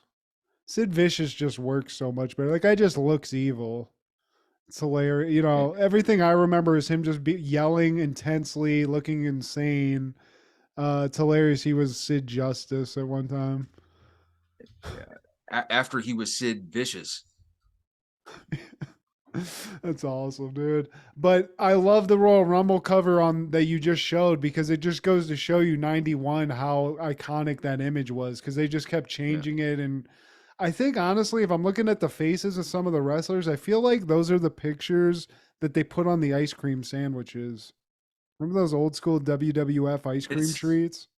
I totally do, man. And this was the same style for sure. And it's also important to note, this was the first time Roddy Piper won a title. He won the Intercontinental title from the Mountie in this year's Royal Rumble. Good. I'd rather a Scotsman have it than a Canadian. So he always, I remember him having it a while. Like, he used to get in like a lot of matches with Bret Hart too. And I feel like the Intercontinental belt was always like, it was always hanging in there. One of those two guys had it for a while. Oops. And the match you're talking about was that following WrestleMania, and WrestleMania 8 between Bret Hart and Roddy Piper, which a lot of people say was Roddy Piper's best match. I mean, I used to be so fucking into Roddy Piper. I still am. I mean, rest in peace. The dude's a legend and a good actor too. But yeah, I definitely remember him having some fucking good battles with Bret Hart for sure. But somebody who probably didn't watch this Royal Rumble in 1992 was probably American rapper Mac Miller. He was born Malcolm James McCormick in Pittsburgh, Pennsylvania. Legend, Pittsburgh legend. Rest in peace. I think he is dead, and that's unfortunate. Yes. In 2018, he died of an accidental overdose of mixed drug toxicity, fentanyl, cocaine, and alcohol. I remember I'm still am. I'm a huge Wiz Khalifa fan, and that's kind of how I found out about Mac Miller, was through him. But a lot of people love Mac Miller. He had some good songs, and shout out, dude. Rest in peace. He did, man. He was true to the game of hip hop. But that following year, 1993, Quantum Leap is airing season 5, episode 14, Dr. Ruth, April 25th, 1985. Sam leaps into the sex therapist Dr. Ruth Westheimer, plays matchmaker for a couple and on the staff of a radio show, and helps a woman deal with her sexual harassment. Yeah, and we learned a few things, Steve. We've only talked about Quantum Leap, I think, once, maybe twice, but this show is insane. Yeah. I saw some of the season 5 episodes just when I was trying to find this one, and it seems like season 5 they were really getting wacky with it. There's a 2-episode arc where he plays Lee Harvey Oswald, and not really sure how that ends up. But in this one, hilariously, he jumps into the body of Dr. Ruth, the sex therapist, who is a small German woman. This whole episode, Bakula is in a dress, looking like he's in like a Golden Girls exclusive. And one thing that I don't know if it was ever confirmed, maybe I missed an episode, but something terrifying I never realized about this show is that when Sam jumps into somebody's body, he jumps in and takes over. And I always was like, well, the person he's taking over for just shuts off, whatever. There's not, they're just turned off. No, you're transported into some weird futuristic blue prison where you're just hanging out until Sam's done doing whatever the fuck he's going to do. What the fuck? And they're conversing with Al. I thought no one else was supposed to know about Al. Yeah, I mean, in Dr. Ruth, we find out that Al's been actually talking to her and getting therapy previous to this episode. I'm not sure how that works. There's a lot of weird loose ends in the show, hilariously. But anyway, that's where we're at. It's 1985, and Sam is in the body of this small, diminutive German sex therapist, and he's on the air. And there's a guy calling, really, with, I don't know why he's calling to complain, but his wife always has her hand on his dick, and he just can't stand it. Fuck And you, dude. what happened? I'm saying to that guy, your problem is your wife puts her Yeah. hand on your dick too much? Fuck you, dude. And then another chick, she calls in asking if a man's shoe size correlates to the size of his how did she put it? Love muscle. missile, Steve. This is a missile. family show, you fuck. But this is the 80s, Steve. I'm surprised these people aren't yacked out on the phone calling about HPV and like drippy dick syndrome and stuff. This shit's wild. It's the 90s. And Sam, again, he's from the future. And I think even Dr. Ruth says some shit about this where she's like, I would hope that you would have figured all this shit out. But Sam's very nervous about talking about sex. He's like, oh, love missile. Oh my God. Maybe you should think about reading a book together. It's like very Amish advice, you know. I don't respect that. Bro, you could live as a coal miner in 1940s West Virginia. If you can overcome that, you can handle some dig questions. Yeah. Hey, what do you do if your wife's putting her hand on your dick too much? Thank God that your prayer came to fruition, because you're good. And again, he's confused as always. He's getting used to it. He's figuring it out. And then there's like these producers that, you know, obviously all radio shows have, and they're sitting there arguing, like they're noticing this weird behavior, but they're kind of into it. They're arguing about whether this is good radio or not. And the guy's like, honestly, this is fucking working. This is weird. You know, maybe she had a stroke, but fuck it. This is weird. It's fun. Doug and Debbie, they're called. Yeah. And they're a little on again, off again. They're arguing, and they, you know, it's obvious like there's a little more than just coworkers. Sam gets a call from a young lady as Dr. Ruth, who's being pressured to have sex from her boss. And this is where he's actually able to give some advice where he's like, you should probably think about leaving the job, calling the cops, you know, give some good advice. But then she has to hang up because she thinks somebody is like trailing her or some shit. Like she just hangs the phone up. And they end the call. He's like, Annie, are you okay? And like Annie, that's her name. She played by Robin Lively, who was the Teen Witch back in the 80s. And that was heavily shown on HBO Max or HBO when we get those free promos. She's a little hottie. She's like a little 90s hottie. Again, he's sort of, Sam's now sort of worried about this chick. Weird call. There's really no closure on that now because they lost the call. And then Al shows up, and he, you know, Sam's kind of thinking that maybe he's here to help Annie, who he just got that call from. But Al's like, no, dude, you're here to help out Debbie and Doug get together, these two producers. That's your job here. You got to figure that out. So you got a couple storylines bubbling. Debbie and Doug, I mean, honestly, Steve, give it a break. You guys need to figure it out. Go see some other people for a while or something. That would have been my advice. Quick advice. And somehow Annie does link up with Dr. Ruth, played by Sam. I don't know if it was a book signing or what. That's what it was. Yep. Okay. And that actually at that book signing, Steve, I don't know if you noticed the 90s celebrity, but Rappin' Granny was the horny old woman that was asking about multiple orgasms in line. I did clock that.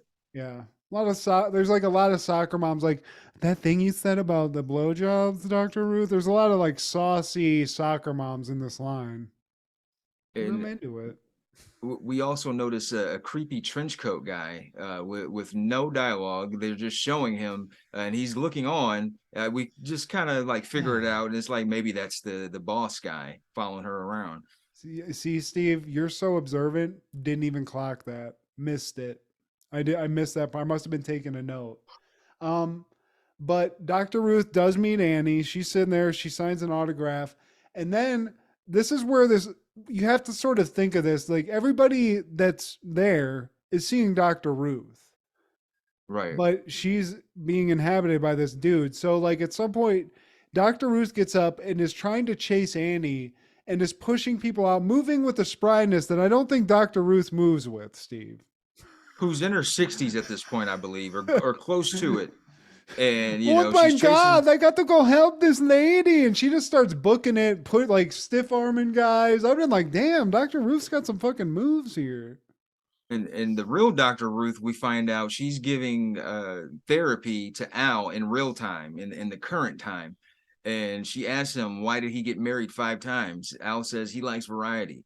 And she was kind of hinting at him making a porno. Like, find one you like and do variety stuff with that one. Because she said something about him. Yeah, get a camera, record yourself. And is this where he's talking about bazoombas and shit like that?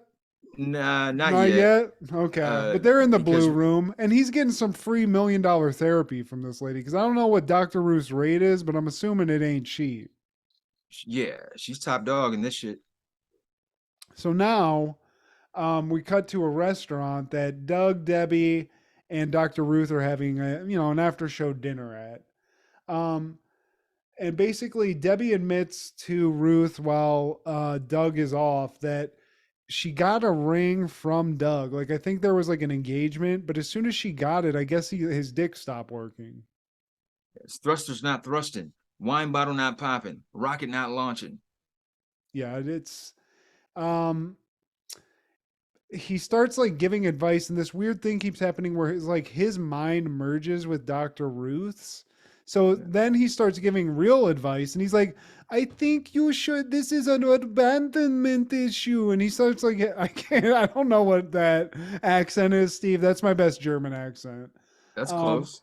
But so I don't know what's happening there. I think they might have mentioned it, but he sort of mind melds with Dr. Ruth and is like saying that a lot of this stuff that they're having issues with is some sort of abandonment issue. This is like some real shit that she's giving advice about. I think like basically at the end of this, Doug and Debbie just start arguing. Like they're just always like nitpicking each other and they blow up. And I think they just go back to like, they leave and Doug and Debbie are just leaves. She leaves. And then Doug and Ruth go him. back to the booth. Yeah. And they're talking and he's having a heart to heart and he's like, look, there's this chick named Brenda Jacobs from the Christmas party. And he says he's not serious with her, but Al pops up and he's like, bullshit. He'll run off with her. She'll marry him because she thinks he could help her career. But they divorce in 6 months. She marries a game show host. She goes to work at a TV station only for her to blow it. Yeah. And, Brenda, it doesn't, she's a town bimbo or some sort of bimbo. People know about this bitch. But then I think Annie calls the station, correct? Yeah, something happens. Back. Yeah, and she thinks that her boss is actually outside. She's worried, and it's weird. Like there's some going on. There's some like weird like questioning where you're like, is this bitch crazy? Or stupid? Yeah, some weird's going on. But like Sam's like, call 911. And she won't be just because she's scared. Which I don't get this. This is like some Scream logic where you're like, let me just run upstairs to the room where the guy can kill me at. It's like, okay, this doesn't make a lot of sense. I feel more comfortable calling this nationally syndicated talk show over my local police. Yeah. And then Dr. Ruth does a 4-3-40 out of the fucking booth and rushes over to Annie's place because I don't remember maybe she hangs the phone up again, but anyway, we get to Annie's place and Annie, they get into the apartment. Annie's passed out on the ground and the stove's on. Like, bitch, you huffing? Yeah. I mean, what's going on here? The gas in the oven was turned on and I guess she fainted from the fumes. and she thought that she might have left it on, but I don't know. I think maybe she is stupid. She can't remember if she turned the oven on or She's not. like, there'd be a match, and then she just starts digging through the trash looking for a burnt matchstick. It's like, bitch, you fucking crazy. I'd be like, God damn it, you had me fucking come through traffic for this. I didn't know I was dealing with the crazy neighbor that I have to avoid every time I move into a new apartment complex. In the real Dr. Ruth, she's back to Al, and she says she wants Al to open up. Pause. And he starts to talk about Tina, the sperm cleaner, and she has some really nice breastises, Bazongas, boobies, melons, babas, milkers, bazingas. walkers. Yeah, he's got 1,001 ways to say titty. But Ruth just says to Al, like, you need to be an adult. Like, you know, it ain't all about titties. It's not. I mean, I think this is where maybe Ruth and I differ on our opinions, but you know, she's still trying to figure Al out. So we cut to a law office, and Dr. Ruth is with Annie, sort of as a moral support. She's quitting her job, and then this boss shows up, Steve. And I got to say, for a guy who's saying he's not sinister, he's rocking a severe scar on the side of his face where it's like, motherfucker, what were you doing before you were a lawyer that you got that shit? Fucking sexual harassment. Yeah. And I don't know if you clocked this, but the black lady that's like overhearing the conversation, she's called into the elevator and they're saying, Anita. That's supposed to be a Anita Baker? Anita Hill. Anita Hill, yeah. The understudy of Clarence Thomas. Is that a pube on your can, Anita? Yeah. So Dr. Ruth / Sam confronts the boss and is like, look, dude, get the fuck away from this chick. We know what the fuck's going on. He's like, wait, what are you talking about? And he plays this little innocent game where he's like, this chick's crazy. I went out with a drink with this chick once. She couldn't stop fucking calling me, almost got me in some shit. And while I think she's an insane lunatic, I didn't fire her. She's still my secretary. She's crazy, man. Yeah, she's crazy. This bitch crazy. So now you're like, wait a second. She was huffing natural gas off the stove, and now this? I don't know, Sam. Maybe your fucking intuition's off. Yeah, and back at the show, Sam gets another call from a lady who thinks she looks like a boy. She's a skinny twig, and she's thinking about getting silicone. And he suggests, before you get liquid, you should reconsider because it could lead to possible health effects. Well, and this is new knowledge because this is the 80s, Steve. This is when titty implants were just getting started, and everybody was like, this is a no-brainer. There's no risk here. And this is where the wheels start sort of turning because he gives this lady advice and is like, look, silicone, it's untested. We don't know what's going on with if it's safe or not. And even his producers are like, how does she know this? Like, what is she pulling this from? So he gives some good advice to this girl. And then Al comes into the booth, I think, and they go to break. And Sam sort of has this hilarious realization. He's like, look, maybe I should just stay in this body of Dr. Ruth because I know all this shit from the future. I could tell people about AIDS. I could tell people like this stuff about breast implants, and I know about all this stuff. So maybe I can change the world that way. And I was like, dude, you're a fucking idiot.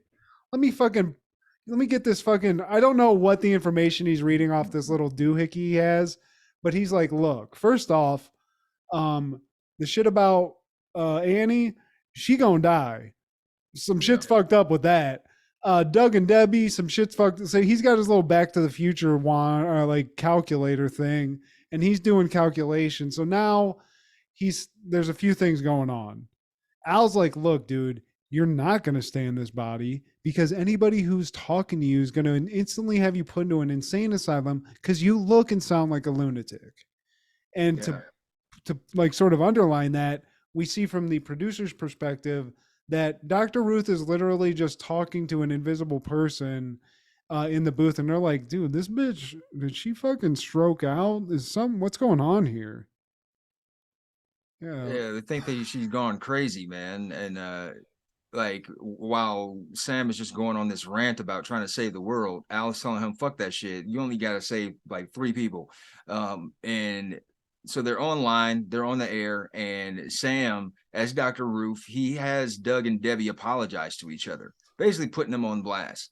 And he find out that Annie is set to die in the next 2 hours. So he has to wrap this show up and try to make it back to Annie. And, you know, he's able to leave the station, and now he's in a cab in a lot of traffic. And I was like, dude, the fuck, we got to be on the move. We're on the clock. And so Dr. Ruth gets out the fucking cab and starts hightailing it through the street on car tops as a 60 or close to 60-year-old little Jewish woman. Like a German scene woman. out of Die Hard. This bitch is just running on the tops of cabs. Just, like I said, doing some shit that our middle-aged asses could not do. And this 4-foot-tall German octogenarian is fucking out there just doing American Gladiators level fucking acrobatics, Steve. It's insane. He kind of leaves Doug and Debbie to their devices, and the callers chime in, and they're kind of like, in a way, being therapy for them too. And Al, he's able to teleport to Annie's place, and the boss is already there.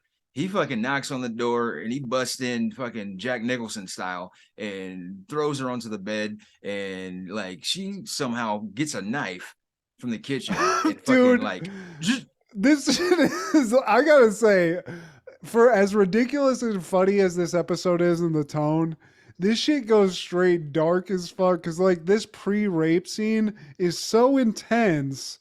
Like this bitch literally pulls a knife out, slices the dude's neck, and he's like, that ain't polite. And he just fucking takes this like, I mean, goes from a like just a PG-13 hilarious comedy to just an R-rated rape horror film within 5 minutes. So now Annie, I mean, this boss literally has no, he doesn't hear the word no. He's like, oh, you cut my neck? That shit turns me on. Let's go. Yeah. So he keeps going. Dr. Ruth is running again like a sub 540 on taxi cabs, and it all converges. She gets there right on time. And as she's coming in, fucking this boss is insane at lying, because he goes from being on top of the bitch, bleeding, to holding the bitch at knife point, being like, oh my God, thank God you came. This chick's crazy. You see what she did right here? I got a little blood right here. She's crazy, man. I told you. And Al's sitting there invisible, like, this guy's a piece of shit rapist. And then the most insane part of this, and one part I love, this is so good. Sam is Dr. Ruth. Again, a very small old woman.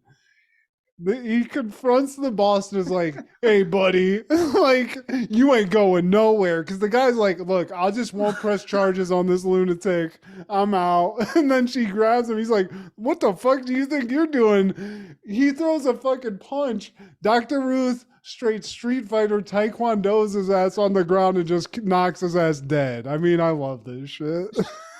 Yeah.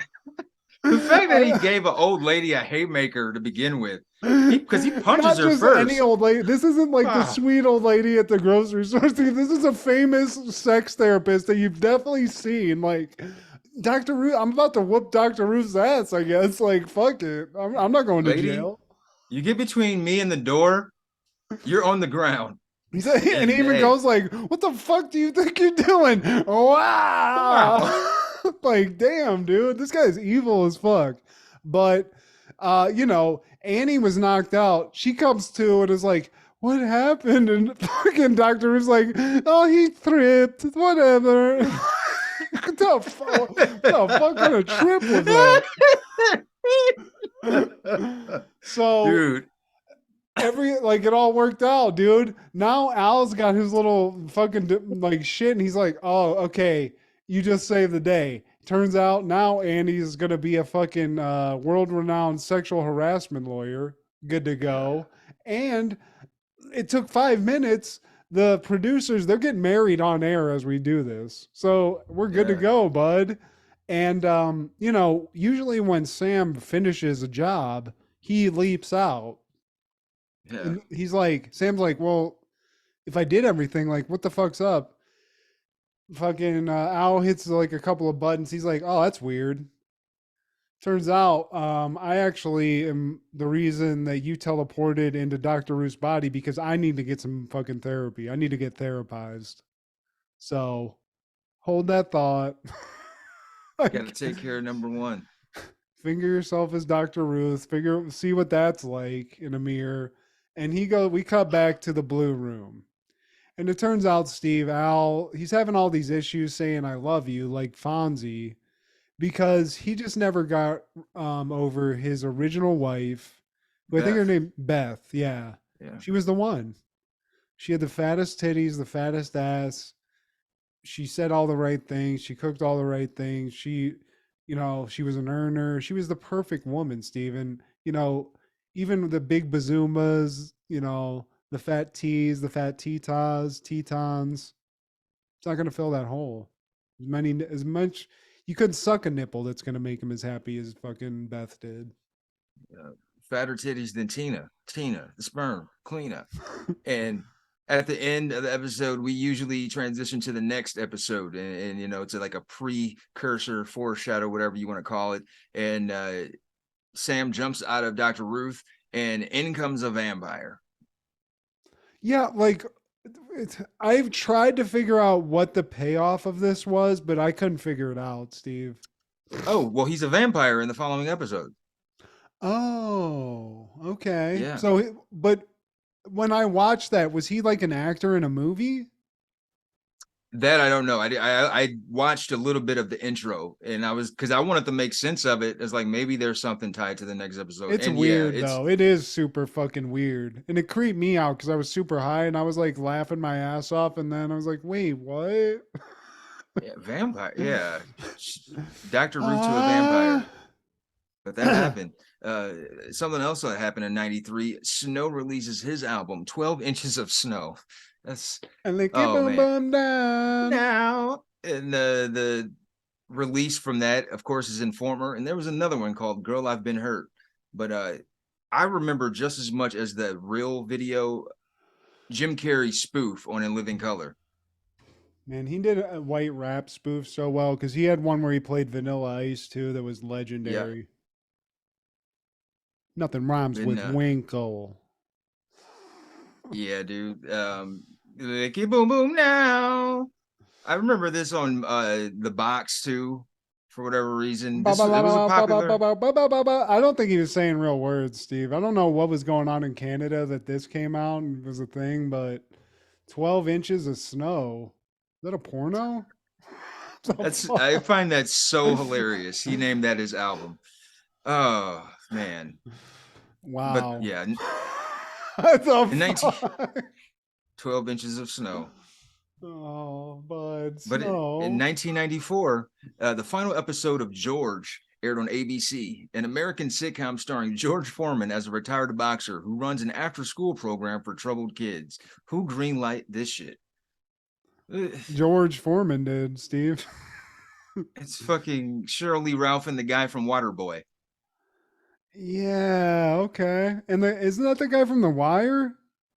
And from The Wire, yeah. He's the guy from The Wire and the Waterboy.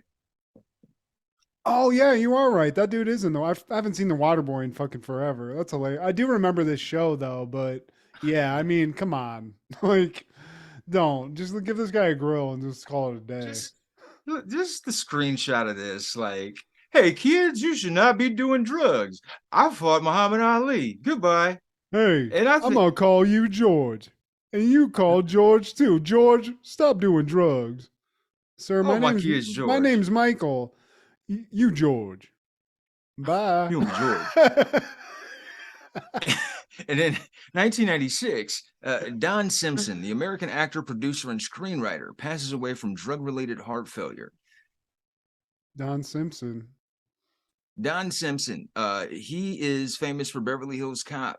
He's done some epic movies, man. I think he was. I get the B's wrong. Barry Levinson, Jerry Bruckheimer. Okay. Yeah, Don Simpson definitely rings a bell. I just am trying to place it. Flashdance, Beverly Hills Cop, Top Gun, The Rock. He did stuff in the 70s. Days of Thunder, The Ref. He was the executive producer.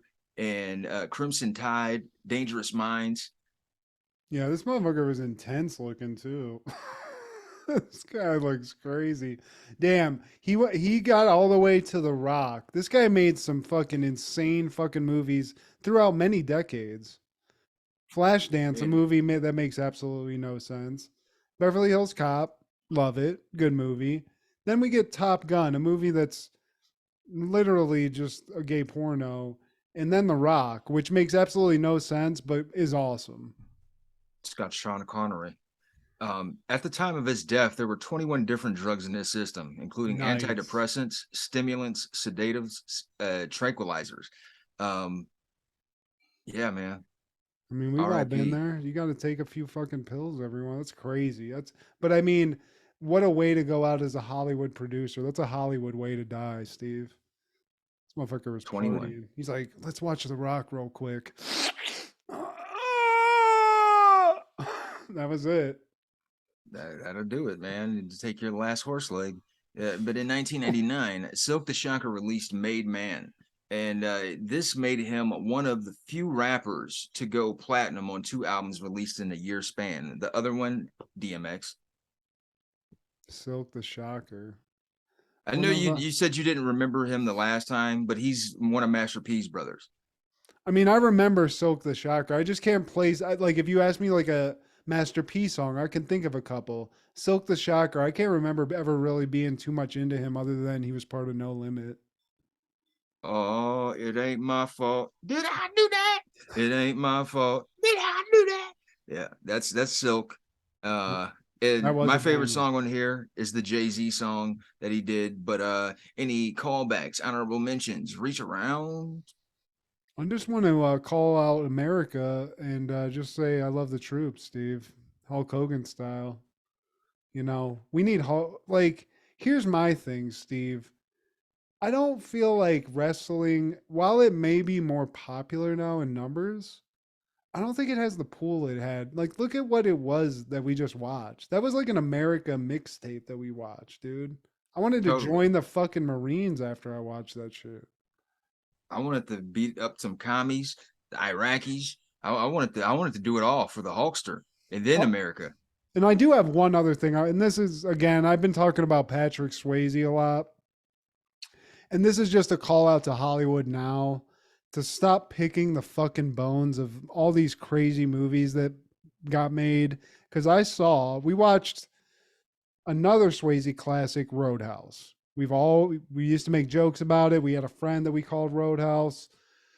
It's a funny fucking movie to watch. Hilarious, crazy. I think it's an 80s movie, not a 90s movie. But they're doing this to 90s movies too. They're making a new Roadhouse, Steve. They're making a new Roadhouse, a movie about fucking bouncers. They're making one with fucking Jake Gyllenhaal and Conor McGregor. And I don't even know what the setup is. You stop this. Stop this madness. Yeah, please. It doesn't make sense. But anywho, I don't want to shit talk Conor McGregor because I don't want to get my ass kicked. But what about you, Steve? Well, in 1991, SNL, they debuted the Richmeister skit with Mr. Rob Schneider as Derp. Yeah. Making copies. Making Xerox copies. Having a copy. This shit was huge. And I don't even really get it now looking back. It's a pretty simple idea, you know? It was pretty fun. He played it out for what it's worth, man. And it was also the debut of Deep Thoughts by Jack Handy, the first Coffee Talk sketch, as well as the first Sinatra Group sketch, which was fucking hilarious. And the host and musical guest was Sting in that episode, man. And I also wanted to mention Dr. Ruth is still fucking with us. She's a G. I mean, and I bet she knows some just insane shit to do in bed, Steve. She could teach you something that would just blow something out. She's a Holocaust survivor. I didn't know that.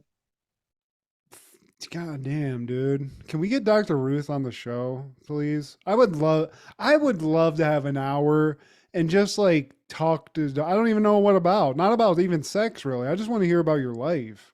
Seriously. Where's her movie? A Lickee Boom Boom Now. Please listen to and sometimes watch Over the Culture, Crushgasm with Kendra, B3F Podcast with Joey and Steve, and Don't Worry, B Movie with Amanda and Wade. This is Steve G and Matt G with Happen in the 90s. Lickee Boom Boom Now.